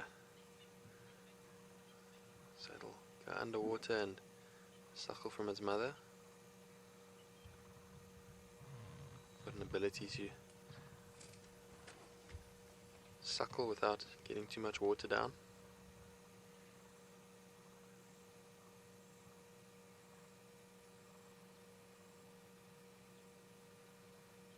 Lisa, you've commented it's adorable. It is indeed. Few things as cute as a baby hippo. Anna, you've asked, do hippos spend more time in water or on land?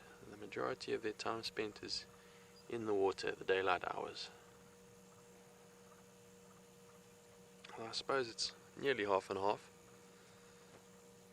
Depends on the season and how much grass is available. If there's lots of grass available, if we've had really good rain and they don't have to move too far for grass, and I only spend a few hours out at night time going to get some good feed. But if it's dead of winter and the grass around the dam has been depleted, then they might have to walk very far, several kilometers, to get good grass, in which case they spend quite a few hours, better part of the night. Sometimes even before the sun sets they'll be out, and they only get back to the dam as the sun's rising. In that case it'll be kind of half and half between water and land.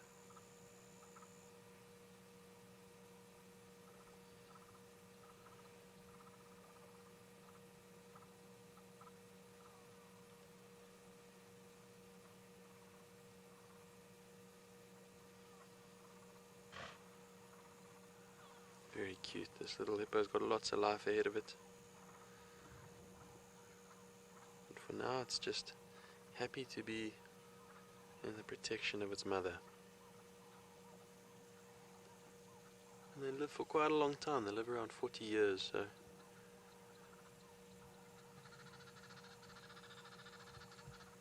it's got lots to look forward to. Doing what hippos do best. Chilling in the dam during the day, roaming around a bit at night.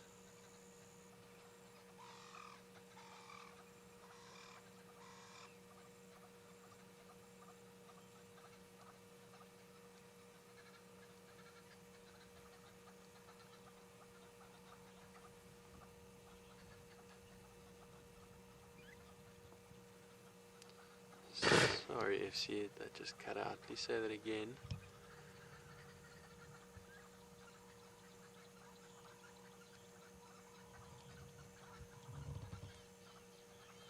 Raj, you've asked what is a hippo's running speed? That's a good question.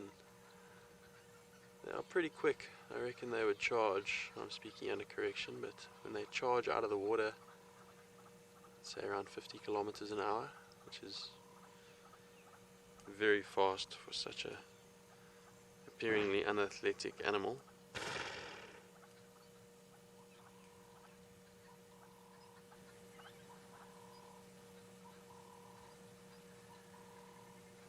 Very, very quick. Remember, even lion that are quick and agile predators only reach around 58, 55, 60 kilometers an hour in a burst of speed.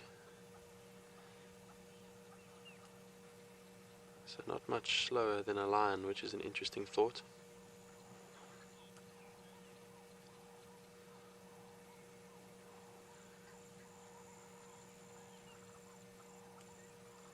Just stunning. Listen to that audio.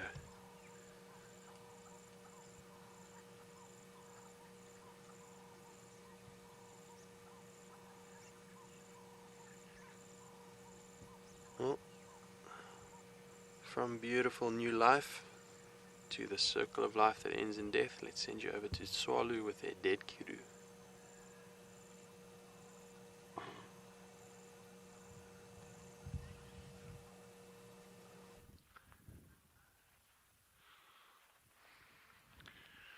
So Yandre and I have been following this little dung beetle all the way from where we left him about 40 yards away. And he's just been making a beeline, walking the whole way straight towards this delicious meal. So this is the kudu that we saw from the road earlier. It's an old bull. You can see by the wear and tear on the horns. The condition didn't look too bad, but it's certainly an older animal. Some of the ears have got little tears in them and that kind of stuff. But yeah, it is part of the circle of life. You know, some people don't like seeing these kind of things, and yet it's exactly these kind of things that just enable life to continue. And you can look at this in different ways and say, well, okay, shame, there's a dead kudu, it's sad. But you can also look at this and say, wow, think of this as a package of energy and nutrients that are going into this spot over here. And obviously, when Yandre, we'll have a look over here how hyenas and jackals have been feeding on it here. But the amount of nutrients from this kudu alone that fertilizes this patch of ground, and you can see the dried blood in that over here, and you can see how the hyenas and jackals have been eating away at the hindquarters. This entire leg has been taken off. There's actually gnaw marks all around the back over here. So this is vital. Now, any plants growing around here, now they might get trampled. Well, they will get trampled. You can get vultures and things and jackals and that trampling and disturbing it.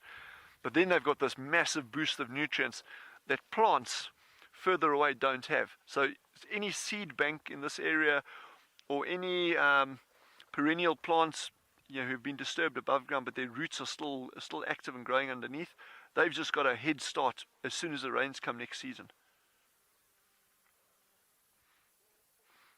I think this little dung beetle's like overjoyed. It's like, whoa, all to myself. Okay, here's a really cool one. Speaking of dung beetles, look at the size of this one. So Christine, this whole piece over here has been eaten away. There's a tiny dung beetle over there, that little thing like that. So this entire area here has been eaten away already. So my guess would be during the course of the evening, because it's quite late in the afternoon now. So I think during the course of the evening, you're going to get all those little nocturnal scavengers and that coming out, and they will start feeding on this more and more and more. So absolutely, this is going to get completely gobbled up. There'll be bones in that left and rib cages, but our hyenas will even eat these very thick bones. They'll actually crack them open to get to the marrow. So Yandre and I were just looking at this tiny little dung beetle that came in here. I mean, this thing is so small, it's barely the size of the front foot on that other one that we were looking at. And of course then you got all these flies, all these little insects that love carrion, and they'll be laying eggs on here.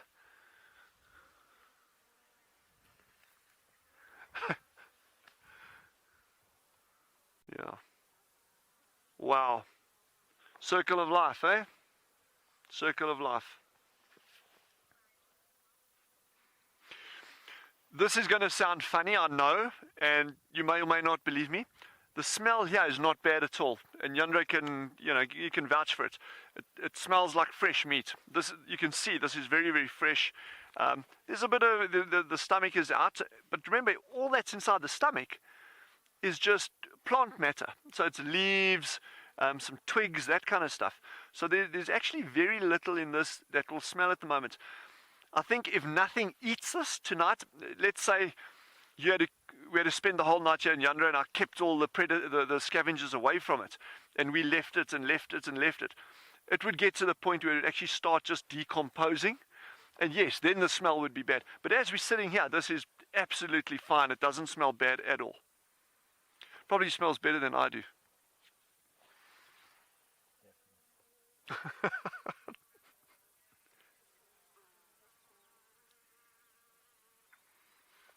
Okay, so while Yandra and I are enjoying this, let's head over to Tristan with the cats on that side and see what they got.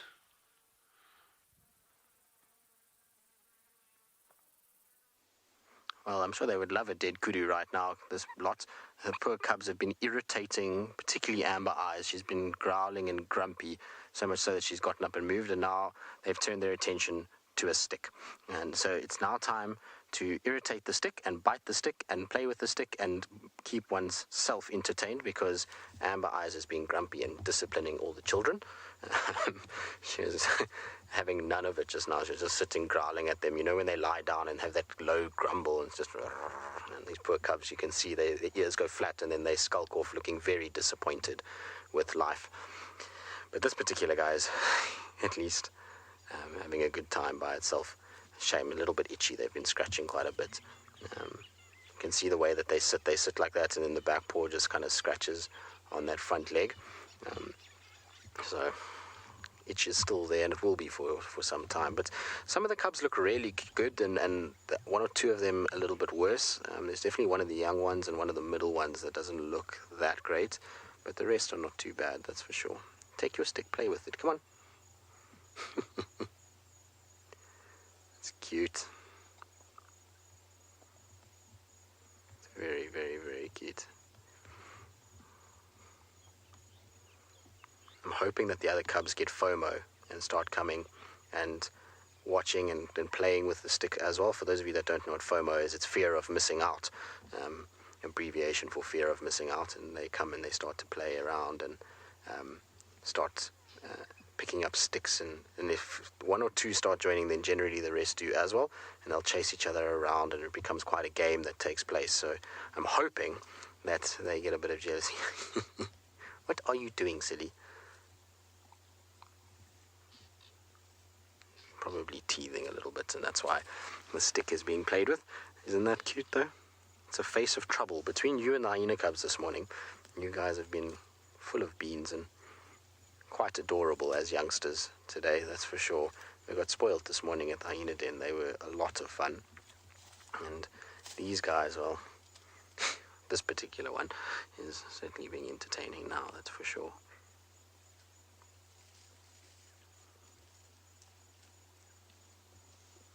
Albeit a little lethargic in its movements, still waking up. It's like an early morning for us at this stage. It's a little bit of a pity though we are where we are, because behind these guys at the moment is just the most incredible colors in the bush. The bush willows at this time of the year start to change, and they start to have these yellow and red leaves, and the sun is hitting them on the opposite bank. It drops down into a drainage line here and then lifts. But that area there is absolutely beautiful. There's this incredible light that is on that area over there. It's beautiful kind of oranges and greens and reds. And like I say, in the late afternoon, it just looks absolutely beautiful, and it would have been nice if that was on the lions.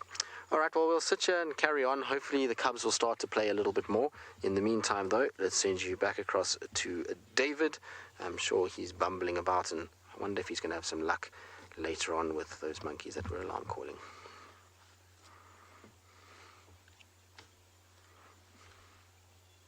I haven't gotten too far. Just bumped into this beautiful little herd of waterbuck. Little babies. Nice bull here, just behind the bushes. You'll make an appearance shortly. Never far from water, hence their name Waterbuck.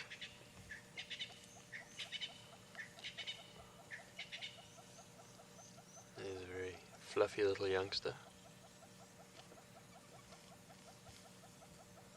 See, those tails are going just as much as they're in Ngala. Tails are very important appendages out here with all the insects.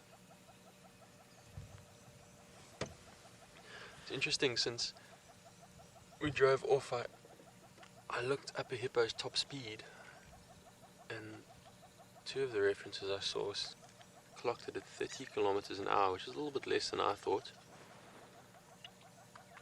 The top human speed, I think Usain set the record at 45 kilometers an hour, Usain Bolt. I'm pretty sure a hippo would be in the 40s. When they come out of the water, they really move quickly. It's actually unbelievable.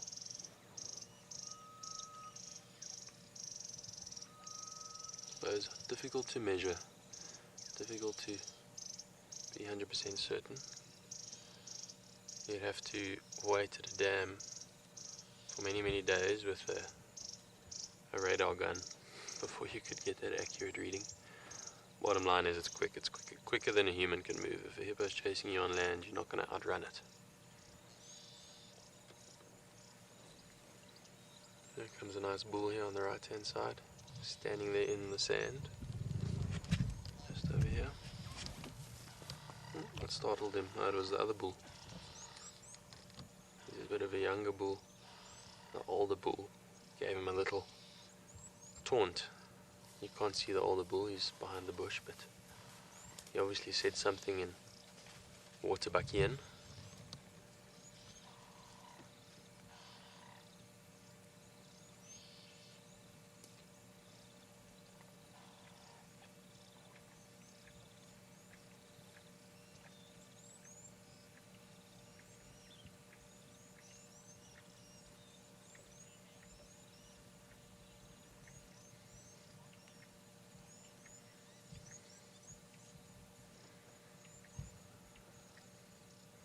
Beautiful setting.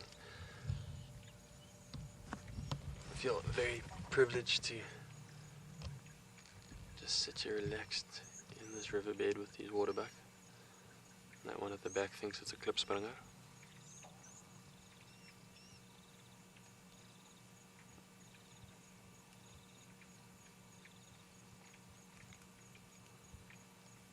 And as always, we do thank you for your support. As the viewers, remember you can always follow that link at the bottom of the page. Your continued support allows us to keep doing what we do, bringing you this magnificence of the African bush right into your homes.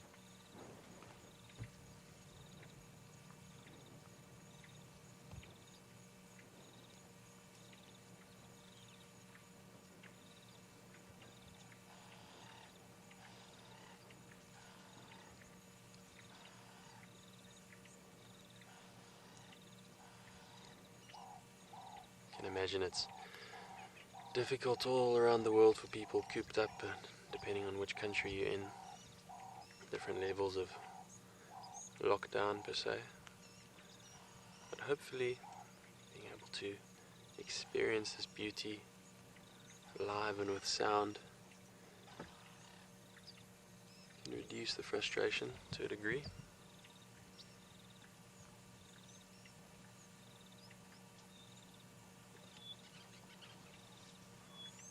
There's only peace out here.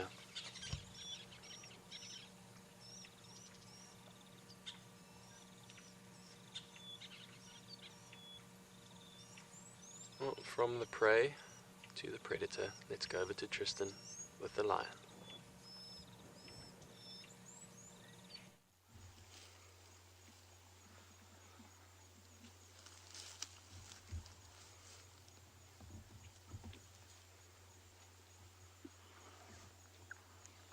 Right, so as you can see, we're still sitting with the cubs. This one is being naughty. It's coming and irritating one of the fellow Pride members. I can't see who it is behind this wattle.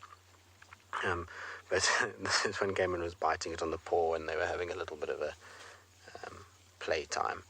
A mischievous-looking little cub, this one. Seems to be full of beans this afternoon. I suppose most cubs do have a little bit of mischievousness to them or look about them. What have you got now? Oh, sticks again.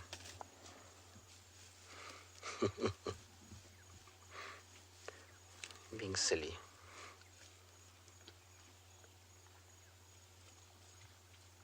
But there's a slow and gentle wake up at the moment. Some of the adults, like I say, are standing every now and then.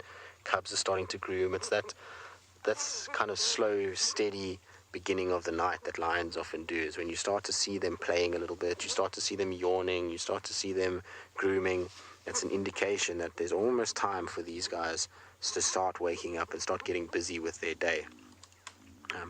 When they are, just flat and sleeping and nobody's actually grooming, then typically it's them just sort of, sleeping and taking it easy, and cubs might get up and sit down. But normally, when you start to see the adults yawning, it's a good indication that there's a thought of getting up and getting going. And it's the right time of the day. The sun has set now, and so, it's going to get dark pretty quickly from now.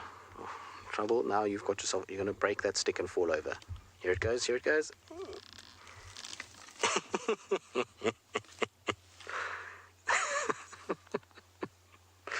You're a silly sausage, you know that. What are you doing? That was very funny. I like how it pushed the stick back up as if to say, no, I didn't break it, it wasn't me. So, pretty strong. It's strong enough that if it bit you, it would puncture your skin. I'm obviously not as strong as an adult because of the fact that they haven't got as developed muscular structure on their neck and heads. You can actually hear it biting this tree. But it's strong enough to hurt, put it that way, if it had to bite you. I mean, at this age, they are going to be eating meat already, and so it's a fairly strong bite force. I don't know if the force has ever been measured, but it is fairly strong. Now, here comes probably the worst of the mange cubs, or mangy cubs at the back there. Are you going to climb the tree? What are you doing? You can't bite the tree up there.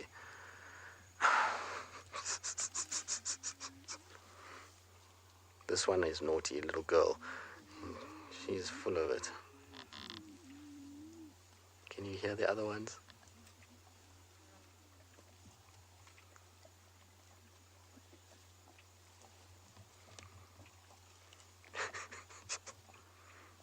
No stick is safe in the making of this production when it comes to lions, and particularly this little female. Just listen to that. They're growling at each other. All right, well, we're going to sit here, we're going to enjoy the sounds and the antics of the pride, and while we do that, it sounds like up at andBeyond in Ngala, they've had some luck with some spotty cats.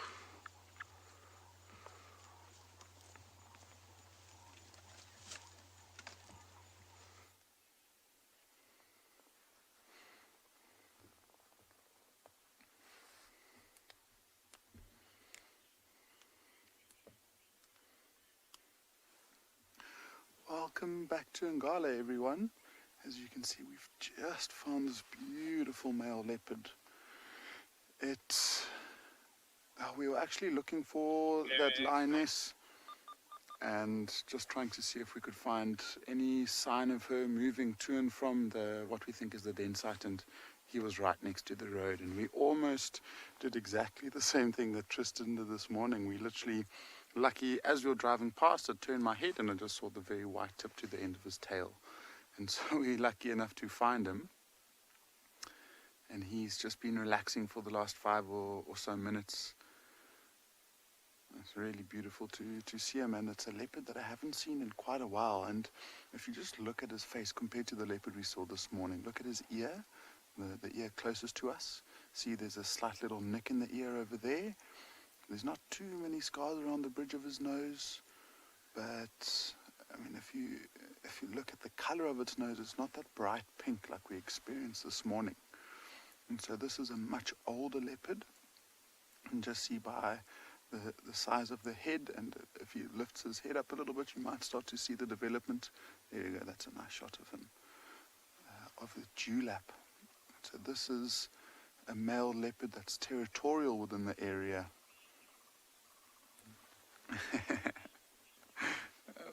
And well done to everyone. I was trying to see if you're able to get there. It is 100% a leopard that we call the Tambuti male, or the Tambuti Tom, the father of the young male that we saw this morning. And this is the first time I've seen him in a very long time. The last time I saw him was actually when he was on that impala carcass and he was feeding in the tree. And that must have been about 3, maybe 4 weeks ago, so quite a while. And one of the reasons why we don't see him too often is he's got a very large territory. And he roams around a lot. He covers huge ground throughout the night, and he just is very hard. If you find tracks of him, it might take you several hours to figure out where he's eventually gone. He's had his head up pretty much the whole time we've seen him. There's a yawn. Awesome. And also, I don't know if you got to see that, but if he does yawn again, have a look at his teeth. Very, very orange teeth compared to much more of a whiter set of teeth that his son has. So another sign of age. Here we go. Look at him. There we go. Look at the dewlap. Looking quite skinny. And that tail. Oh, I love a leopard's tail. And let's see. Hopefully he gets onto the road and he might do some scent marking around here. Or is he going to walk straight up? Oh. So we were having one or two issues with signal, and so we'll try and follow him for as long as we can, but there might become a time that we just won't be. Oh, he's actually just laying down almost reverse straight on top of him. So let me reposition in a better spot.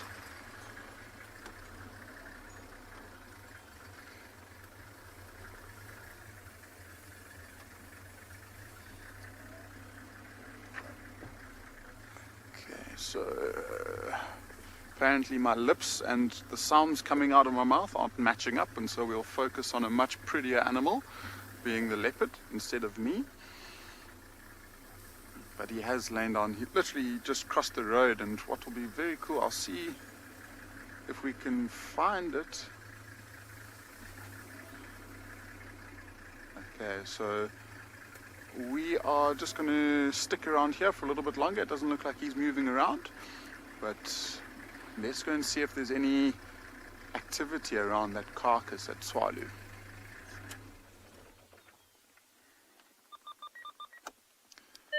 Yapi, Nikki, go ahead.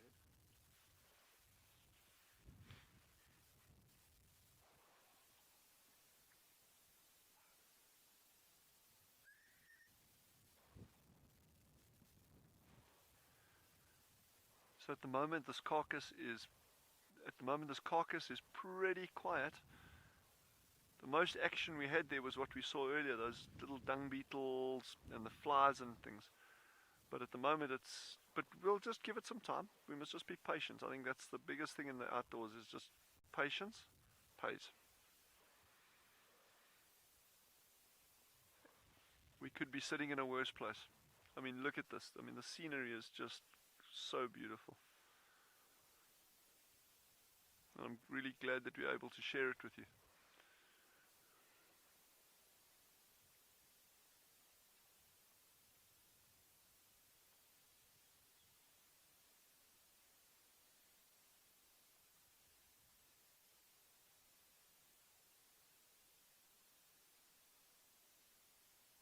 You can also get, again, in terms of scavenging on a carcass like this, one automatically thinks of things like hyenas and jackals, the larger ones. But you get a lot of other things that'll feed on these, like mongoose. You'll get yellow mongoose, slender mongoose. Slender mongoose looks almost like a weasel. This tiny, beautiful, russet brown little animal with a long tail with a black tip on it. Beautiful little things.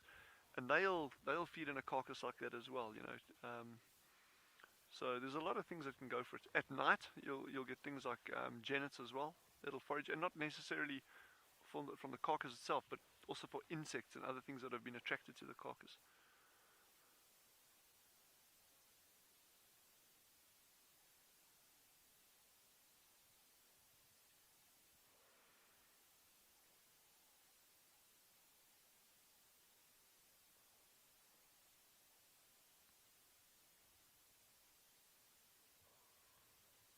Yeah, it's very quiet now.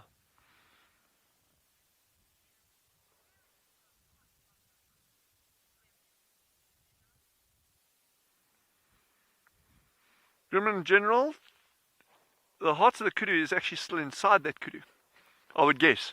I haven't been in to look, but the fact of looking at the amount of feeding that's taken place, it's just on the hindquarters. There's jackals calling just up here now.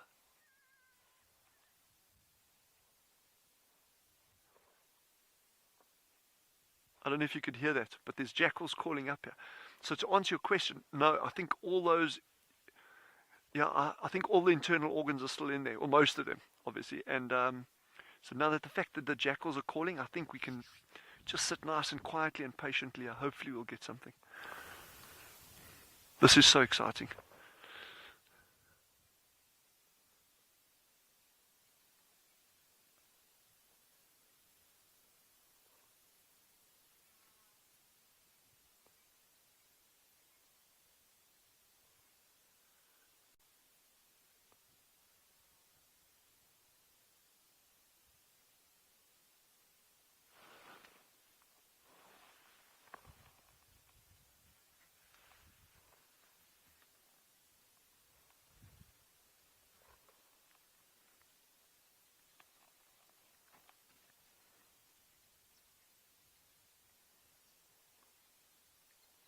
And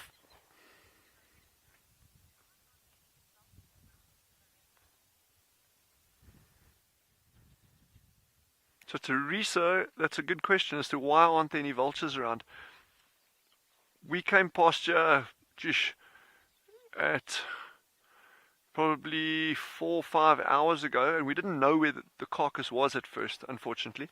But we saw vultures in the distance, so now that was obviously a lot warmer then. Temperatures dropping again.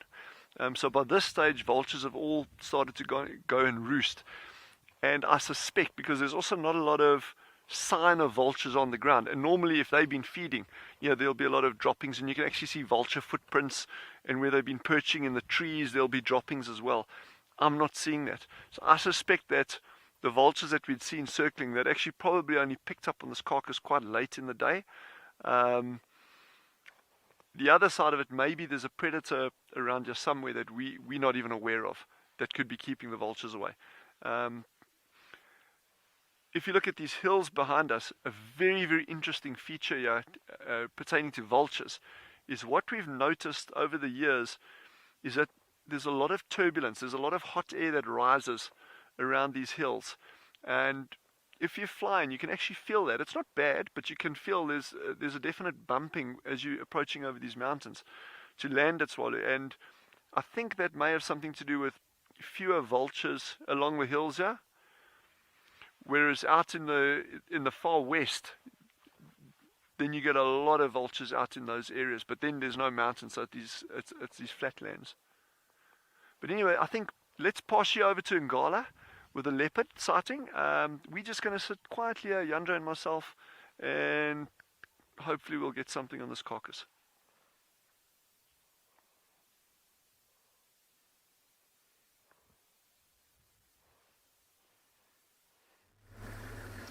Welcome back, everyone. This male leopard has just started moving, so we'll see him. Oopsie. Grind it till you find it, as they say. He's walking along one of the prominent game trails that's running parallel to the dense drainage line on our right. He's moving through this open area. So let me just kind of get into a slightly better angle. There we go. So we'll see him moving through the grass, and he gave a couple of yawns, and he literally just got up, and now he's starting to walk, and we get to see the way that he moves around, and this is why it's sometimes so difficult for us to follow his tracks if we find them from the morning, or if he's been walking around in the night and we find him in the morning, just because he does cover this distance so quickly. So I think I'll try when I can to loop around and see if we can get him walking towards us, but we might just have to try and follow him along this prominent game trail. I might actually now see if I can loop around him here. If he goes more into the right hand side, which he is doing, okay, he's basically walking into the impenetrable forests of Ngala. So we might lose him shortly, but we'll try our best to stick with him. We'll see how he lifts up his tail as the birds are calling, almost like a sign to say, I'm not looking to hunt you.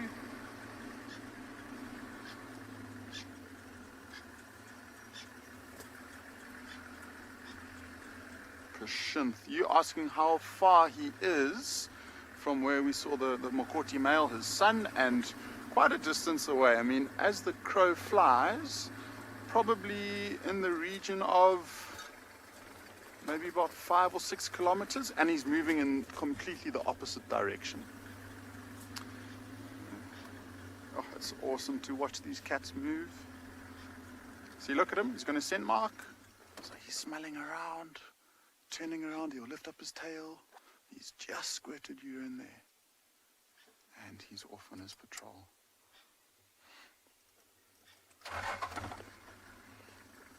Just about to sneeze. If only you're here and we could get you to smell that fresh sense of popcorn. You can't see too much there. Well, we've only got a few more moments. If he does continue, he's going to cross down into a riverbed, and then we won't be able to follow him. Let me see.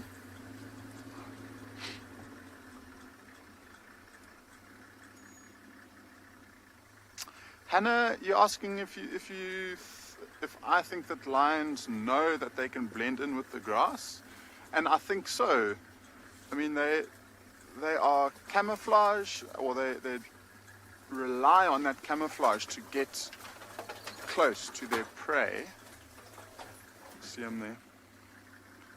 One last, oh, he's moving past a beautiful torchwood, and now a different way of marking his territory. See how he's scraping. Switch off there. And so Hannah, yeah, I mean, even leopards would know that they camouflage and that they're the same color as the grass, because they depend on it to get close enough to hunt their prey. So this is a bush that I'm going to drive over, and it is a very flexible bush. It's a young, supple tree, and so as soon as I drive over it, it springs straight back up. Yeah, you see, he's already gone. We've lost him. Oh, can you see him? That's cool. He's crossed down this very, very steep gully, and we won't follow him, unfortunately, from here.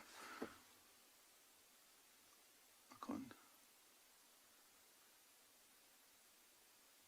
Looks like he may have slipped us already. I've got this very, very strong scent of popcorn from when he was scraping his back legs. Can you still see him, Owen? Okay. Yeah. I mean, as you can see, he's moved into an area there. As much as I'd love to try and follow him, I don't think it's much of a good idea. And so I think we'll end up moving out of this area. Okay. And so instead of us trying to follow him and just basically fall further and further behind, I think we're going to say good evening to him. But what we'll do from here is just send you back to Tristan at Djuma with his lions, and we'll see if we can find something before the end of the show.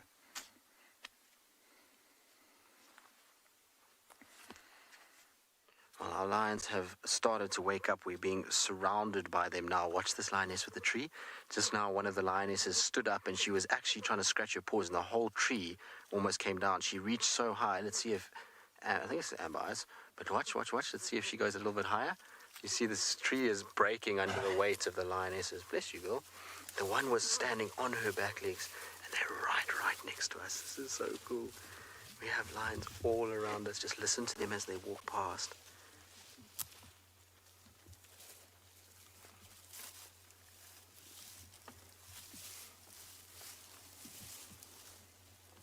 Isn't this just magic? Look at these two cubs. You can see how close they are to the back of the vehicle. We have two cubs right in the front of the vehicle. One's playing at the tree. It's all happening at the moment. These two at the tree are making me laugh as well. You can't attack the tree so much and each other at the same time. They've all just decided to wake up at once. Mange or not, you can see. Look at it stretch. Isn't that cute? This is so special. The lions are being playful this afternoon.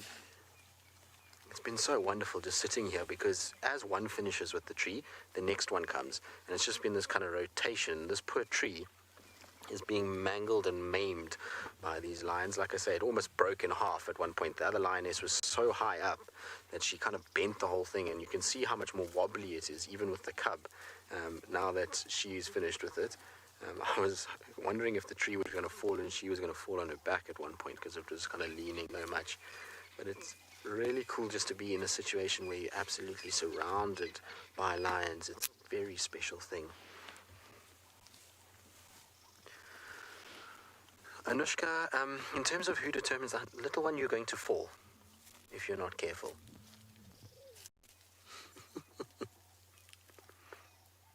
It's the meerkat lion. And look, it's stalking its sibling now. So Anushka, the thing is that, look. It depends. Generally, your older females normally initiate the hunts and are the ones that will kind of subtly communicate to the younger ones, and that will kind of work out where everybody positions in order to hunt. But it's not always the case. When I was in the Mara and the Sausage Tree Pride, one of the younger females particularly was the one that used to initiate the hunt. She was the one that would get everybody else going, and then the older females would partake and eventually help out and bring things down. But there was one individual who, like I say, was not in kind of control. She was definitely one of the younger females, but she was just more the one that would initiate. Little one, are you wanting to climb up? Shame, you're a little bit mangy, but you're super cute. This is so special. It's always nice when lions are active, because a lot of the time they can be quite sleepy and not do huge amounts. But this stage, these guys have started to wake up and are far more active. Jenna, indeed, naughty lions. Are being cute though. I mean, I suppose they're not being too naughty. It's not like they're biting the car or anything like that. They're just being cute. Watch this one here. This one is stalking the others that is closest to us. I wonder if it's going to come bounding out. Now, just watch. Let's see if it chases after one of its siblings. Often when they lie like this is their way of kind of stalking, and then they kind of bound through. Hi, guys. Here it goes. Look. They're playing. Oh, this is so wonderful. How cute is this? Alright, well, we're going to sit here, and in the meantime, apparently we're going to send you off to Sociable in the Kalahari to go look at a dead kudu.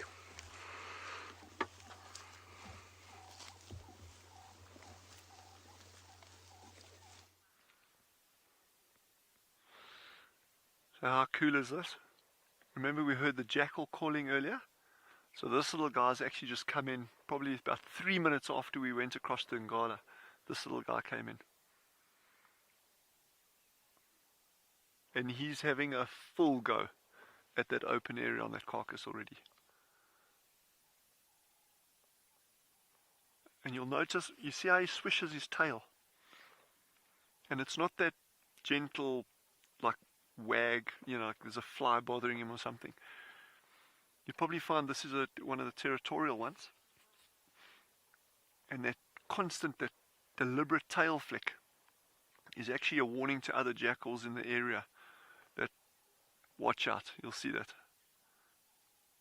And he keeps looking. So what you can get, you think these jackals are, okay, it's territorial, you got a male and a female and some youngsters, and that's their area. But if the carcass is big enough, and I'm talking about maybe not a kudu carcass, but in other areas, if you had let's say a dead giraffe or a buffalo from a lion kill, you can actually get jackals from a number of different territories converging on that kill. And while they're all feeding on that kill, there'll obviously be a bit of, aggression between each other while they're there, snapping and snarling and that, but they will actually tolerate each other to a point, and so they can actually move through each other's territories. But on a small kill, maybe actually even smaller than this kudu, they'll actually defend it aggressively against other intruders.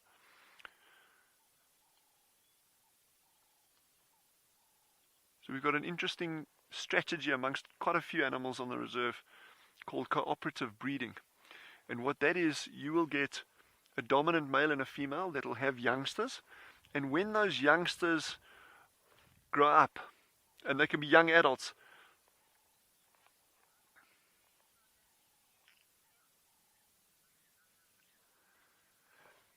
Thank you for that comment. Jackals aren't so rare in our area, but in some areas they are rare, and you get a species in South Africa, unfortunately they don't occur on Swalu, called a side-striped jackal, which the guys down at Djuma and Ngala, if they're very lucky, they may see them down there. But that's a lot less common in this species, so we are still very, very privileged to see this one, so thank you for that. In terms of the breeding that I was talking about, the youngsters that are born, they will actually help the parents raise the next litter of youngsters. So you could even get 8, 9, 10 jackal around this that are all related. And we've got a couple of other species that do that as well. Meerkats do it. We've got things called pygmy falcons, which if we're lucky we'll see as well. But we'll talk about all of this over the coming weeks. There's some cool stuff we can show you.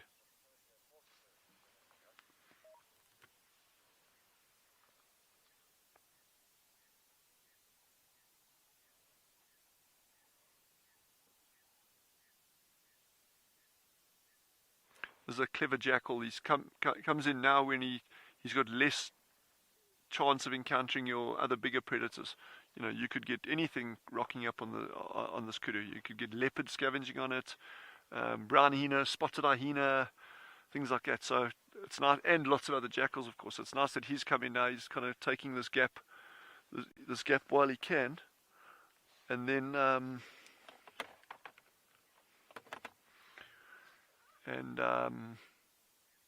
he'll feed quite a bit, and then he'll move off later. And also, if he can feed now, that means there's less likelihood of him having to hang around when others get you.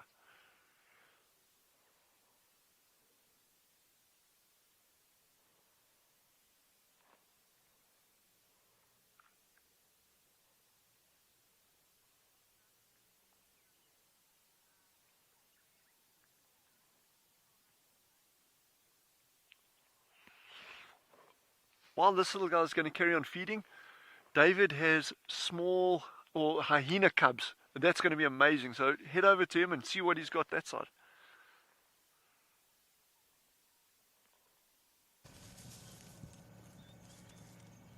And of course we couldn't resist spending some time with these little playful spotted hyena cubs.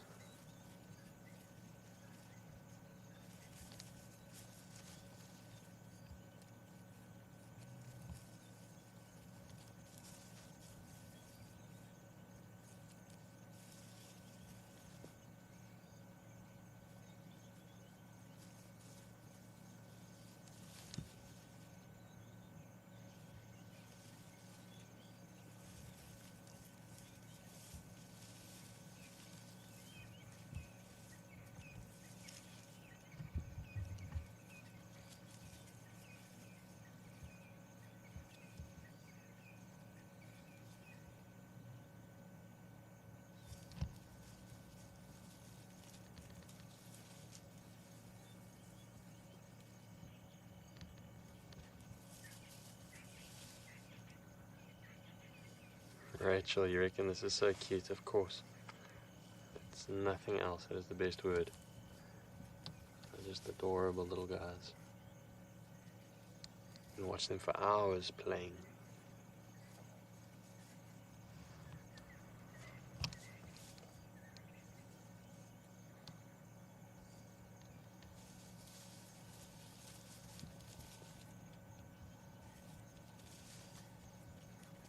Stretching those legs, taking tight turns and bounds and leaps. They're practicing for the future, getting their running legs on.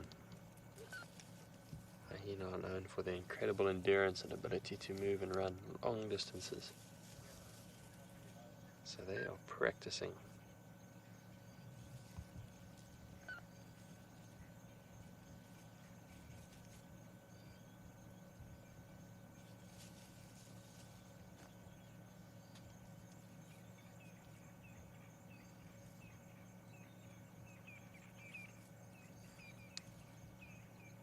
Lots of energy in those little bodies.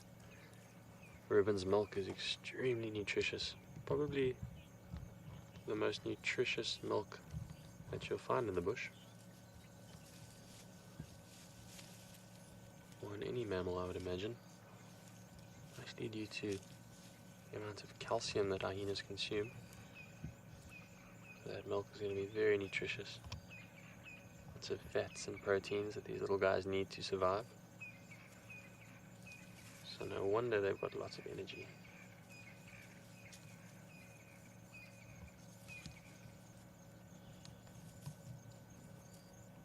Chloe saying their faces are so cute.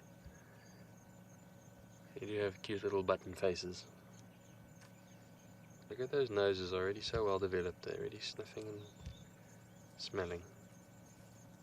Those noses are what is going to lead them to food.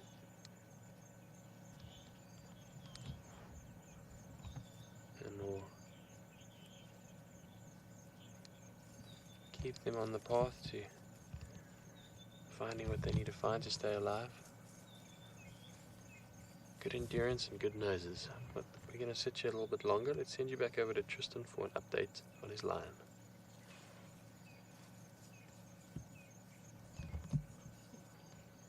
Well, it is just absolute chaos. Look at this one stalking. Look, look, look. They're stalking each other. They are biting each other. The females have been playing as well, and they've been having stick wars, and it's just been chaos. There's been little ones and adults all playing and having the best time. Now, the one that's stalking is going to run. There we go. Look, look, look. This has been so special to watch. Even, like I say, the adults have been so much fun. They've been wanting to play with the little ones, and at one point one had a stick and they were pulling it against a tree, and it was like a little seesaw between them as they were having this game. It's been really, really cool to see.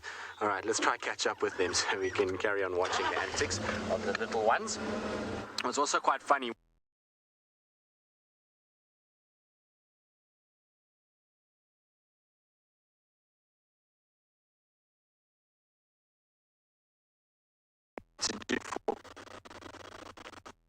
Go.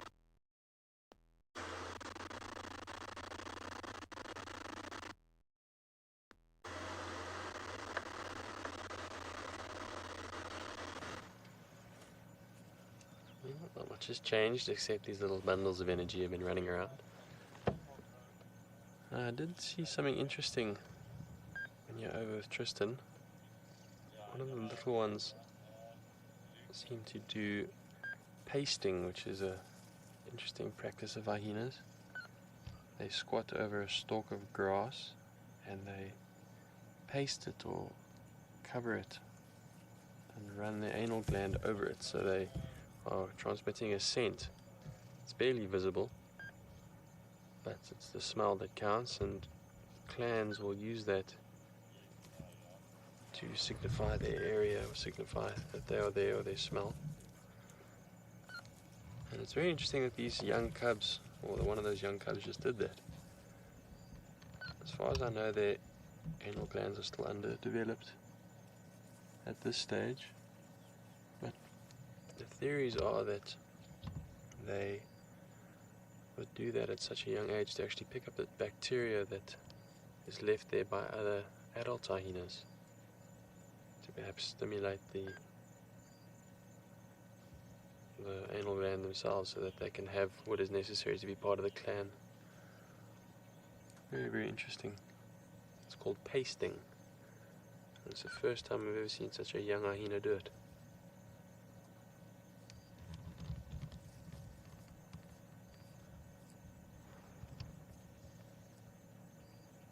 Rachel, you said you love baby hyenas. I think they are a firm favorite. Baby anything out here is cute. That baby hippo is very cute.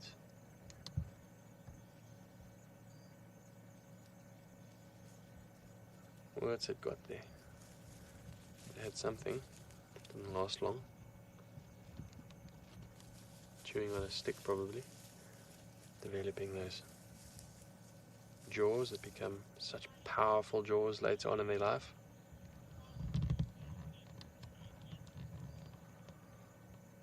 Some interesting action over in Swale with the dead kudu. the jackal. So let's send you over there and see what's happening.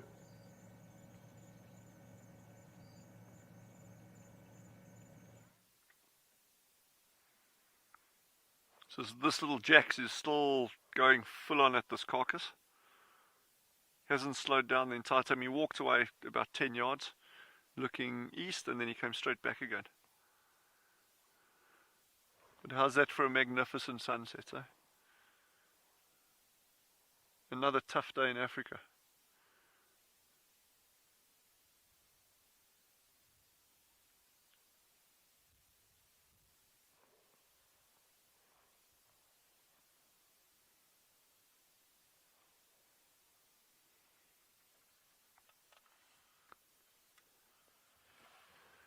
Let's see what that little jackal's up to. He's still tugging at that hind quarter. But look at those beautiful patterns on his back, eh? Absolutely gorgeous animals. Wow.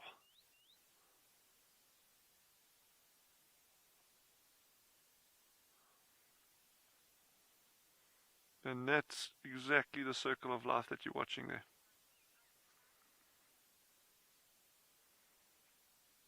You know, one animal dies and it just creates this incredible.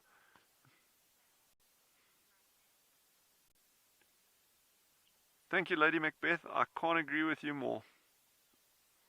The sunset, the jackal, the entire setting is just drop dead gorgeous tonight.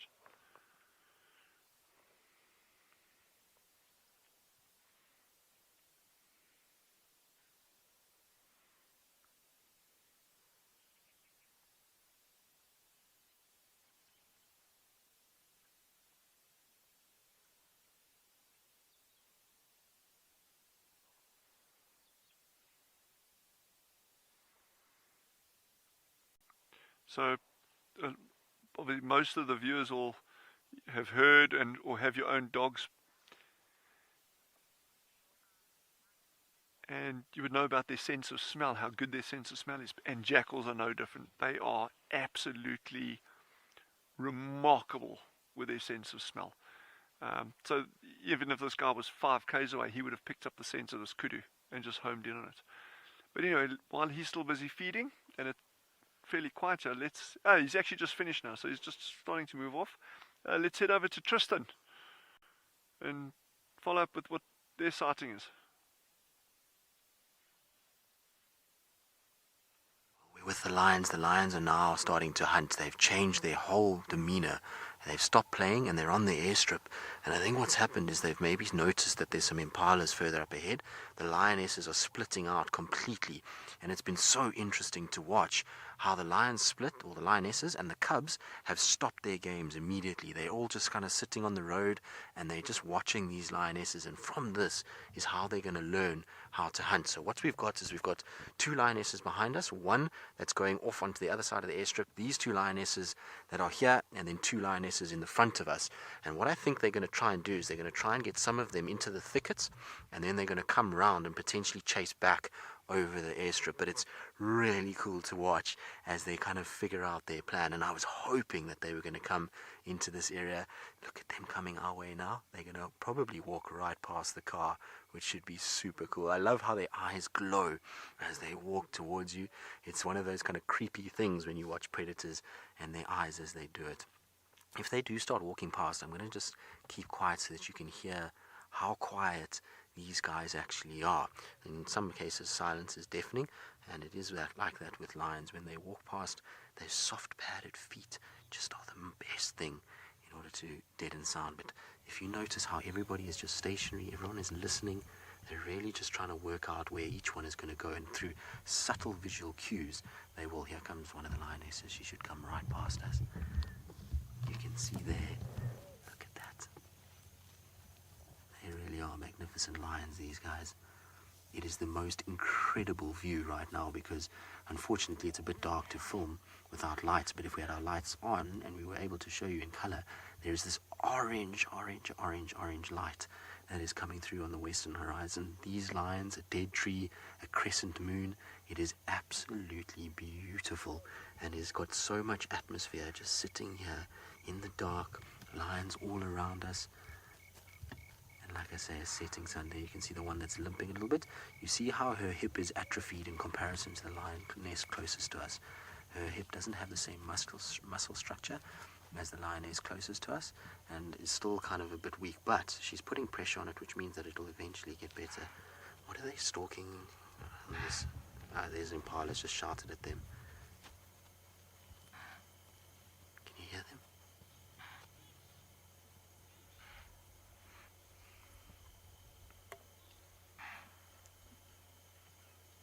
Oh, Lorimer, they are long-bodied lions, aren't they? It's so cool to hear that. What amazes me though is the cubs. The cubs are the most fascinating part about this. Look at how good they are. They know that they need to sit still and they need to just watch. So they walk a little bit, but those antics of playing and charging around and making noise has completely come to the end. They all stopped and listened and looked and watched. And that's, like I say, how they're going to become efficient hunters in the future, is by learning from the adults. They're listening to the impala snorting.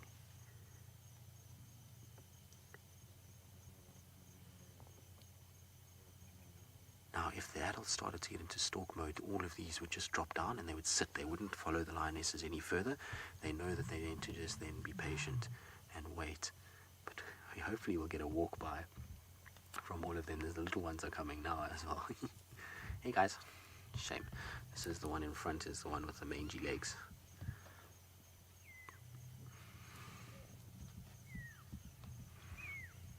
James, what should you say? We haven't been taken on a proper lion hunt in a while. I know it has been a while since we have done lion hunts. The problem is where they're heading is going to be so difficult for us to follow them. They're heading into an area that, I mean, I remember once following Tundi and Wabayiza through here. A lot of you won't know who Wabayiza is, but it was Tundi's first cub that she had, and in 2012 or 2011 actually, that I followed them through there, and it was so ridiculous. We lost her after about 2 minutes, and the lions are heading to the exact same block. It's lots of fallen over stumps and lots and lots and lots of holes from aardvark, so you've got to be so careful driving in that area. So it's going to be a bit tricky, but let's try. I'm hoping what they're going to do is just use the eastern edge of the airstrip and walk north up there in the thickets, and then try and launch out from there in a hope that they can get closer to these impalas without being spotted. But it's amazing just sitting here with these guys. So cool. I love watching these cubs and seeing how studious they can be when they think that there's a possible hunt around. You can see how they follow the body language of the adults.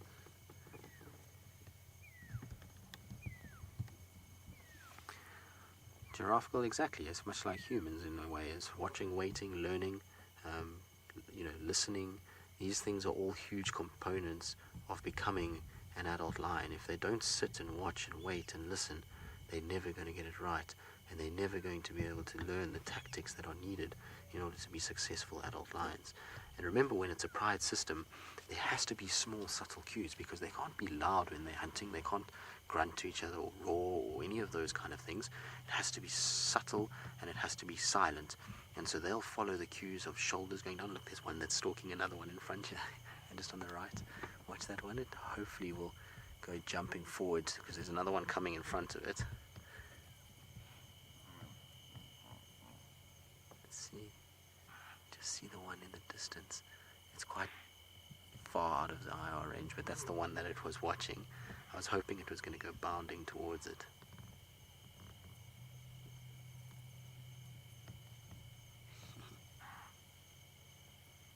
Very, very cool.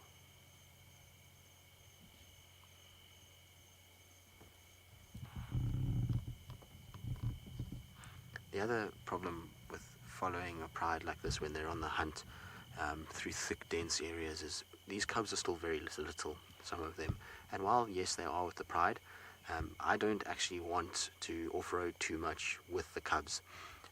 And it might sound funny, but when you off-road in these areas, hyenas have learnt in this section of the world that off-roading is a sign that we're following some sort of a predator, particularly at night. And what you'll find is that they'll then start coming in and actually following the vehicle, and that will put these cubs at risk. If they were on the road, different story, but crashing through the bush, not a clever idea with cubs. And so what I think I'm going to do is just stick to the roads. If I can't see them on the roads, then we might leave them and let them go. But while they drift off into the thickets and it starts to get a little bit dark and out of our IR range, we're going to send you back across to David and the hyena cubs.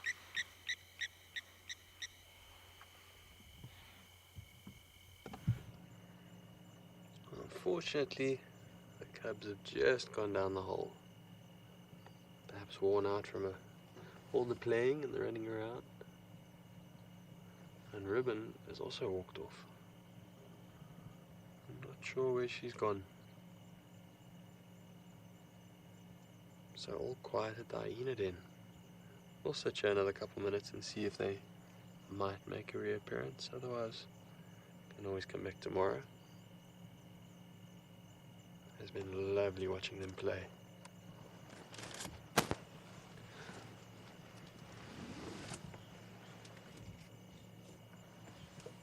Well, things seem to be multiplying in the desert. Let's send you over to Swallow that now have 2 jackal.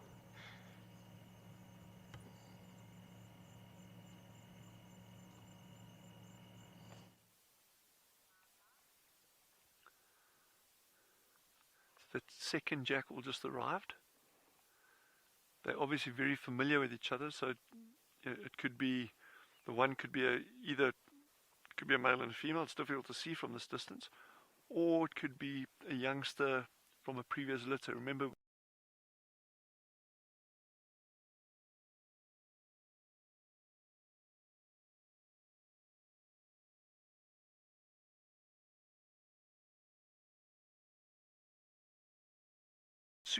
alert to something down to our left hand side.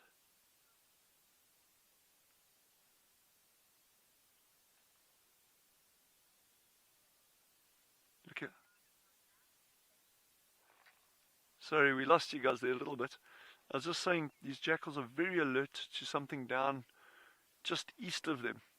Now there's quite a bit of thick bush down there, so we can't see, but they keep watching. So there may be a hyena or even perhaps other jackals coming in later.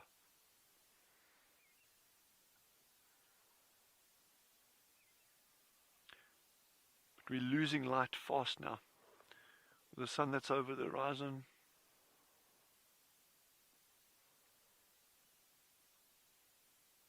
But we've been very, very lucky to see these guys.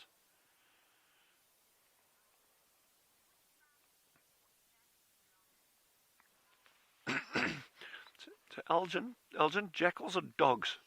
So they're canids, so they belong to the dog family. But they're a different genus.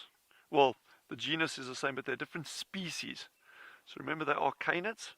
They act like dogs, they look like dogs, but they're different species to domestic dogs. And also very, very different to African wild dogs, which hopefully we'll see over the next couple of weeks as well.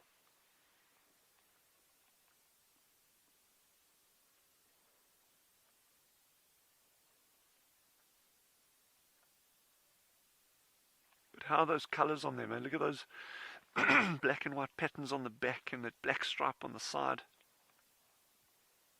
Very pretty animals.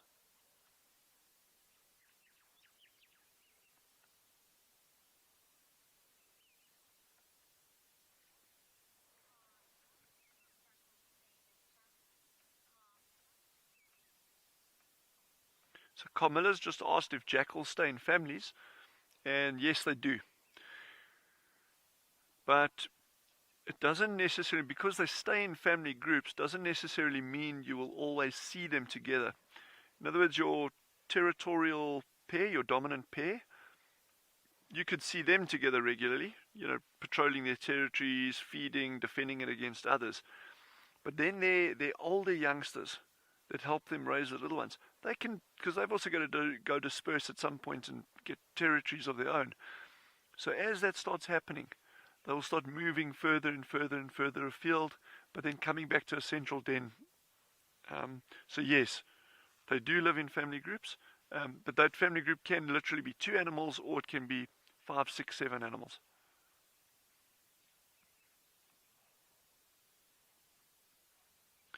That little head shake that he gives every now and again, you've got these small flies called louse flies. And it's a small little khaki brown colored fly. That's probably what's irritating him around his ears. They often get in the fur at the base of the skull and behind the ears. You see that, the little head flick?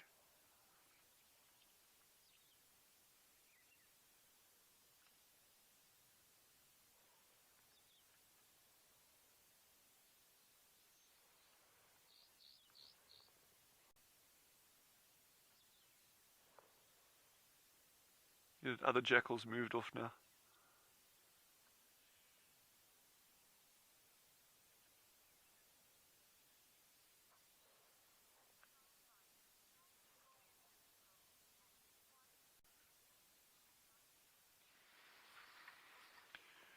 I'm sorry, I didn't get the name there, unfortunately. But the question is, can we go off-road at Swallow? And the answer is yes, we can. But we're obviously very careful about how we do it and what we go off-road for.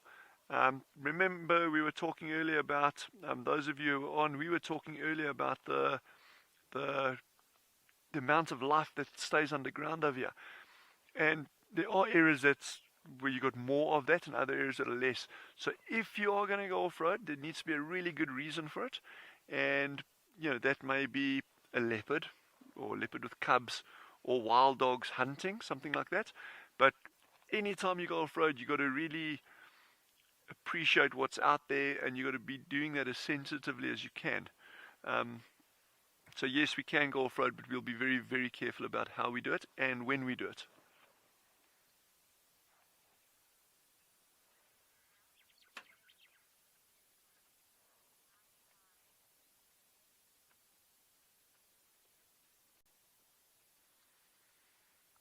So while this little one's having dinner, an early dinner, Tristan is busy following the lion pride. So let's head over to him.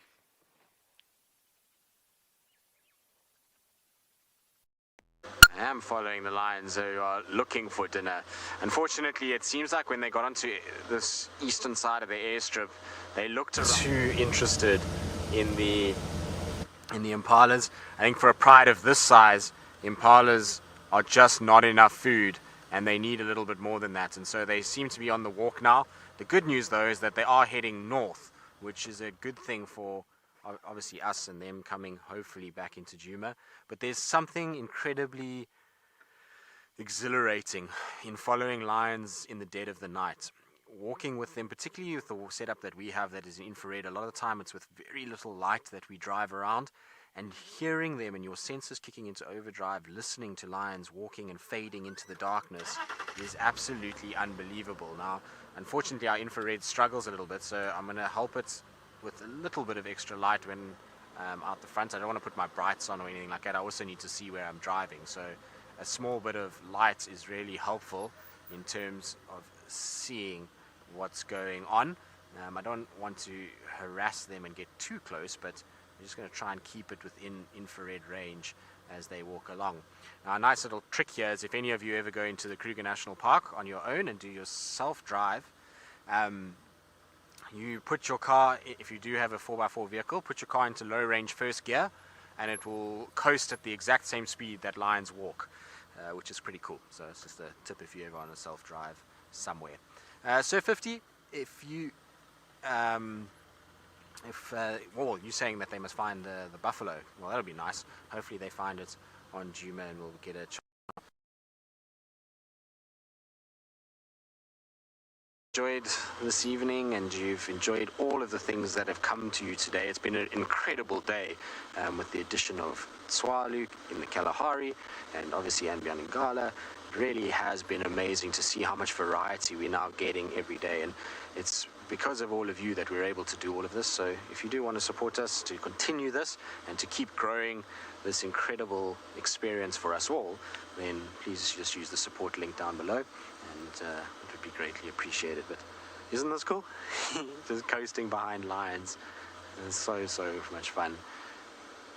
I think our IR light is struggling a little bit, so I'm just going to give it a little bit of light. Now, we're going to just extend for a little bit. I just want to see if they start stalking. Normally we would finish up now, but I think it's been so long since we've had lions on the move and potentially going for a hunt that I just want to see what they do while they're close to the airstrip, because they might loop around. So it's going to be good for us just to follow them for a little bit. Like I say, we'll just extend the show slightly. I'm sure none of you will mind too much if we extend things and carry on a little bit.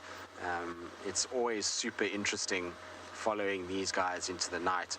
The poor little cubs are being walked. You can see they're the ones right at the back at the moment. But the lions, what's interesting with them is they constantly stop and they look to the airstrip side, So I wonder if they're not just stopping and giving a little listen, seeing if they can pick anything up. The other interesting thing about this route that they're taking now, this is the exact same route that the Torchwood Pride took just about, 4 or 5 days ago.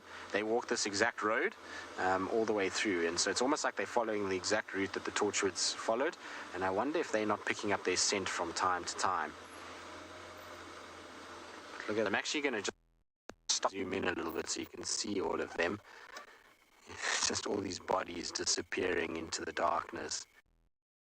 Cool is that? It's very cool. Little cubs at the back, which is pretty typical for a lion pride moving through the night. So I believe a lot of you are excited that we're going to just carry on for a little bit. Like I say, I mean, we'll follow them for a while. If they start going into thickets, as I mentioned before, I'm not going to follow them into thickets. It's dangerous for the cubs, and ultimately out here we've got to be sensitive to those kinds of things. We don't want to be the ones that cause any sort of incident to take place for little lions, or the animal for that regard. And so you've always got to put the animal's best interest first before ourselves. And so when they go into thickets, then that's it, I'm afraid. If they are stalking and they're in an open clearing, like they were at airstrip, different. But in here, it's a very different thing. Look at that. It's just lions all over the place, from big to small. Look how they all stop and listen.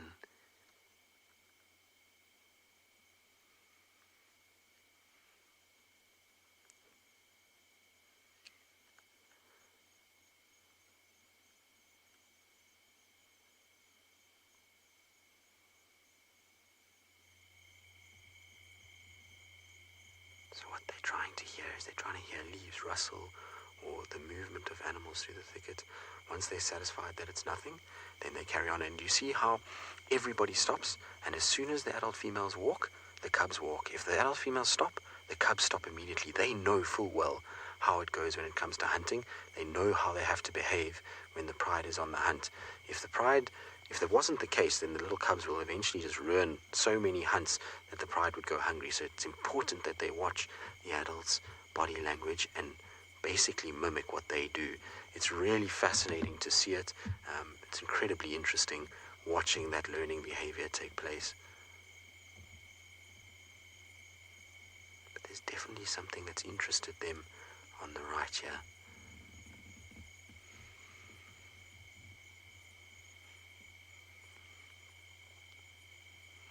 Particular area that we're in has got a lot of kudu, particularly.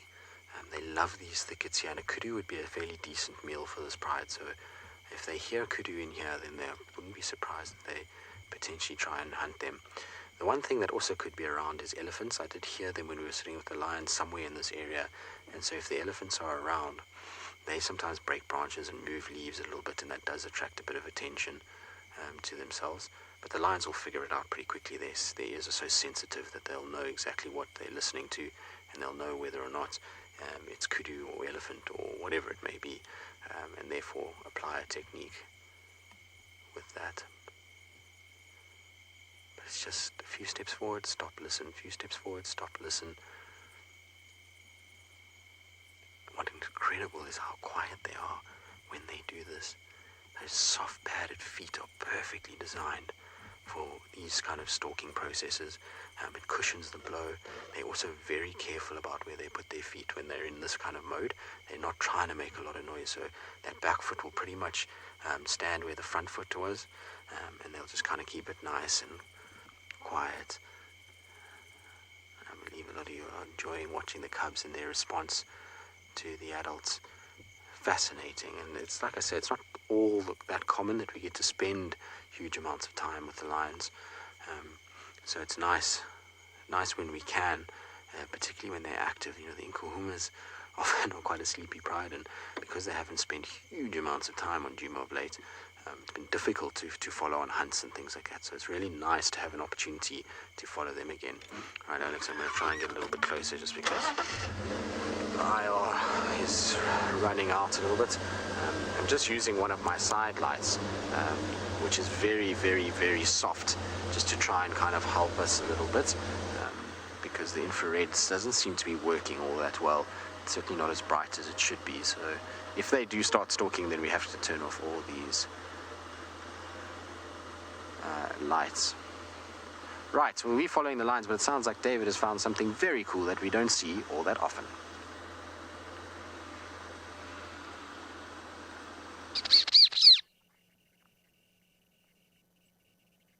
And it is a very unusual sighting indeed. It's a civet.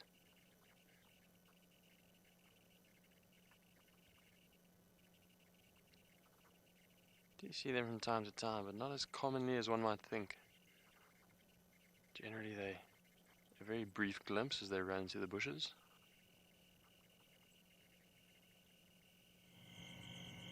This one's rather relaxed. I don't want to get too close or scare it. Often mistaken for leopard. Their eyes are similar at night, and their body sometimes moves in a similar way, and of course the coloration. So generally gets one excited, but a very interesting animal nonetheless. And off it goes into the bush.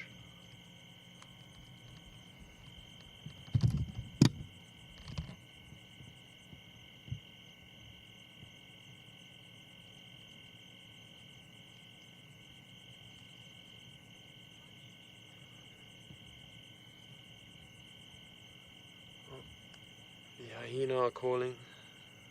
The moon is growing, and it's a beautiful evening here. We're going to sit under this tree a little while longer and listen to the bush. While we do that, let's send you back over to Tristan and the Nkuhumas.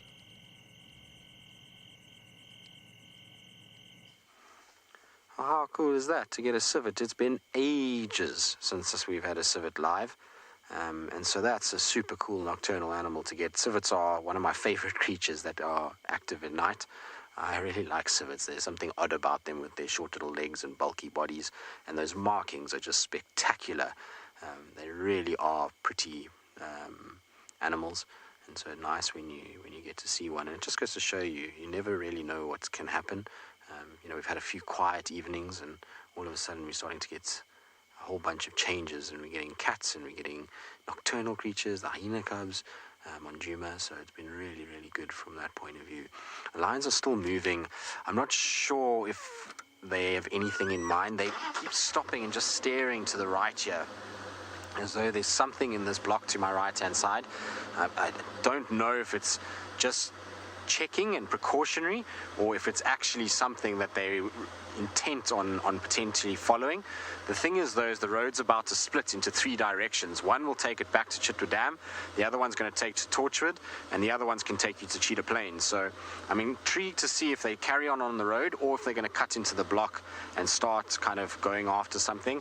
For now, it just looks like they're just walking down the road and just stopping and listening and being attentive.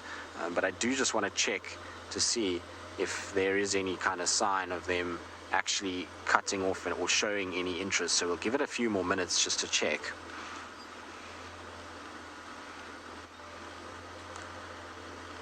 Bubs, they're going to be very, very close while the lions are walking on the road. As soon as the lionesses start to show any sort of stalking signature, they're going to go down straight away, and then they'll wait. As long as the lionesses are in a stalking posture and moving away from them, they're not going to follow. And so that sometimes means that they get left behind quite far. I've seen little lion cubs being left a kilometer from where the lionesses originally started hunting. But the lions will have a crack, and if they miss, they immediately go back to the cubs and fetch them. They don't leave them on their own for too long, particularly at night. There's a lot of dangerous things out here, like hyenas and the likes, and so it really just depends on how quick the hunt is or how long it takes, but generally they kind of stay within eye shot of the adults.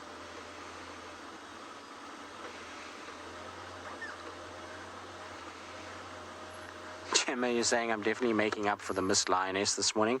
Well, I mean, I don't know if it's about making it up. I think it's just nice to spend time with lions. We love being out in the bush just as much as you all enjoy watching it. So for me, it's equally special to be out here.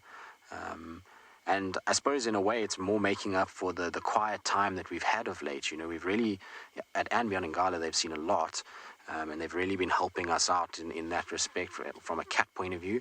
But for us, it's been quiet for cats. And so I think it's just making up for that and allowing us as much time as possible. And I always say this when I sit with animals, is that spending as much time as you can with them will give you better chance of seeing those extraordinary things, whether that be an incredibly interesting playing scenario, fighting scenario, hunt scenario, but you'll actually get time to spend.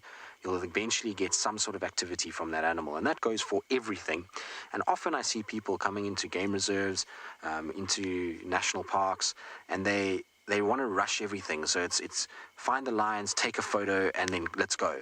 Rather than just saying, you know what, these lions are sleeping, they don't have full bellies, it means they're going to be on the hunt tonight, let's be patient and wait. There's so much you can talk about and discuss and appreciate in nature sitting with lions. You can talk about the trees around them, you can talk about the sky, the clouds, the geology, all these things if you are bored of the kind of lions sleeping. But you know at some point that's going to change. And so my advice to anybody in any scenario when you go into a wildlife area is to be as patient as possible and to try and say, I'm going to follow lions today and I'm going to spend my time with them. And Brent actually once did a really nice thing. Brent was a guy that used to work at WildEarth, and he once had the Djuma Pride, and they were hungry, and they for day after day were just looking like they needed a meal, and he kept going back even though they slept, and he kept going back even though they slept more. And it got to the point where everyone was just like, enough of sleeping lions. But eventually, I think it was about 6 or 7 days, it eventually paid off for him when he got these Nkuhumas hunting a buffalo and bringing it down in afternoon light. So it just goes to show that you've just got to be a bit patient, and the more time you spend with an animal, the more likely you are to get something special out of it. You can't expect things just to happen overnight and to happen in 2 seconds. Things, unfortunately, do take time.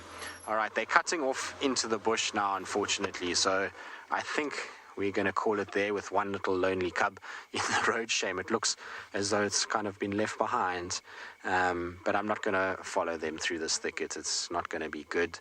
Like I say, these little ones are sensitive to cubs, so sensitive to hyenas and things like that, so I don't really want to disturb that too much. We followed them for a while just to see if they would hunt, but anyway. Rachel, you say this has been incredibly special. Glad that you enjoyed it. Like I say, for us it's really cool to be out here with all of you guys as well, and so I hope that you all have a wonderful evening. It's been an absolute pleasure from all of us. It certainly has been a sterling day, so from the entire team, it's a very special thanks, and we'll see you all tomorrow morning on our sunrise safari.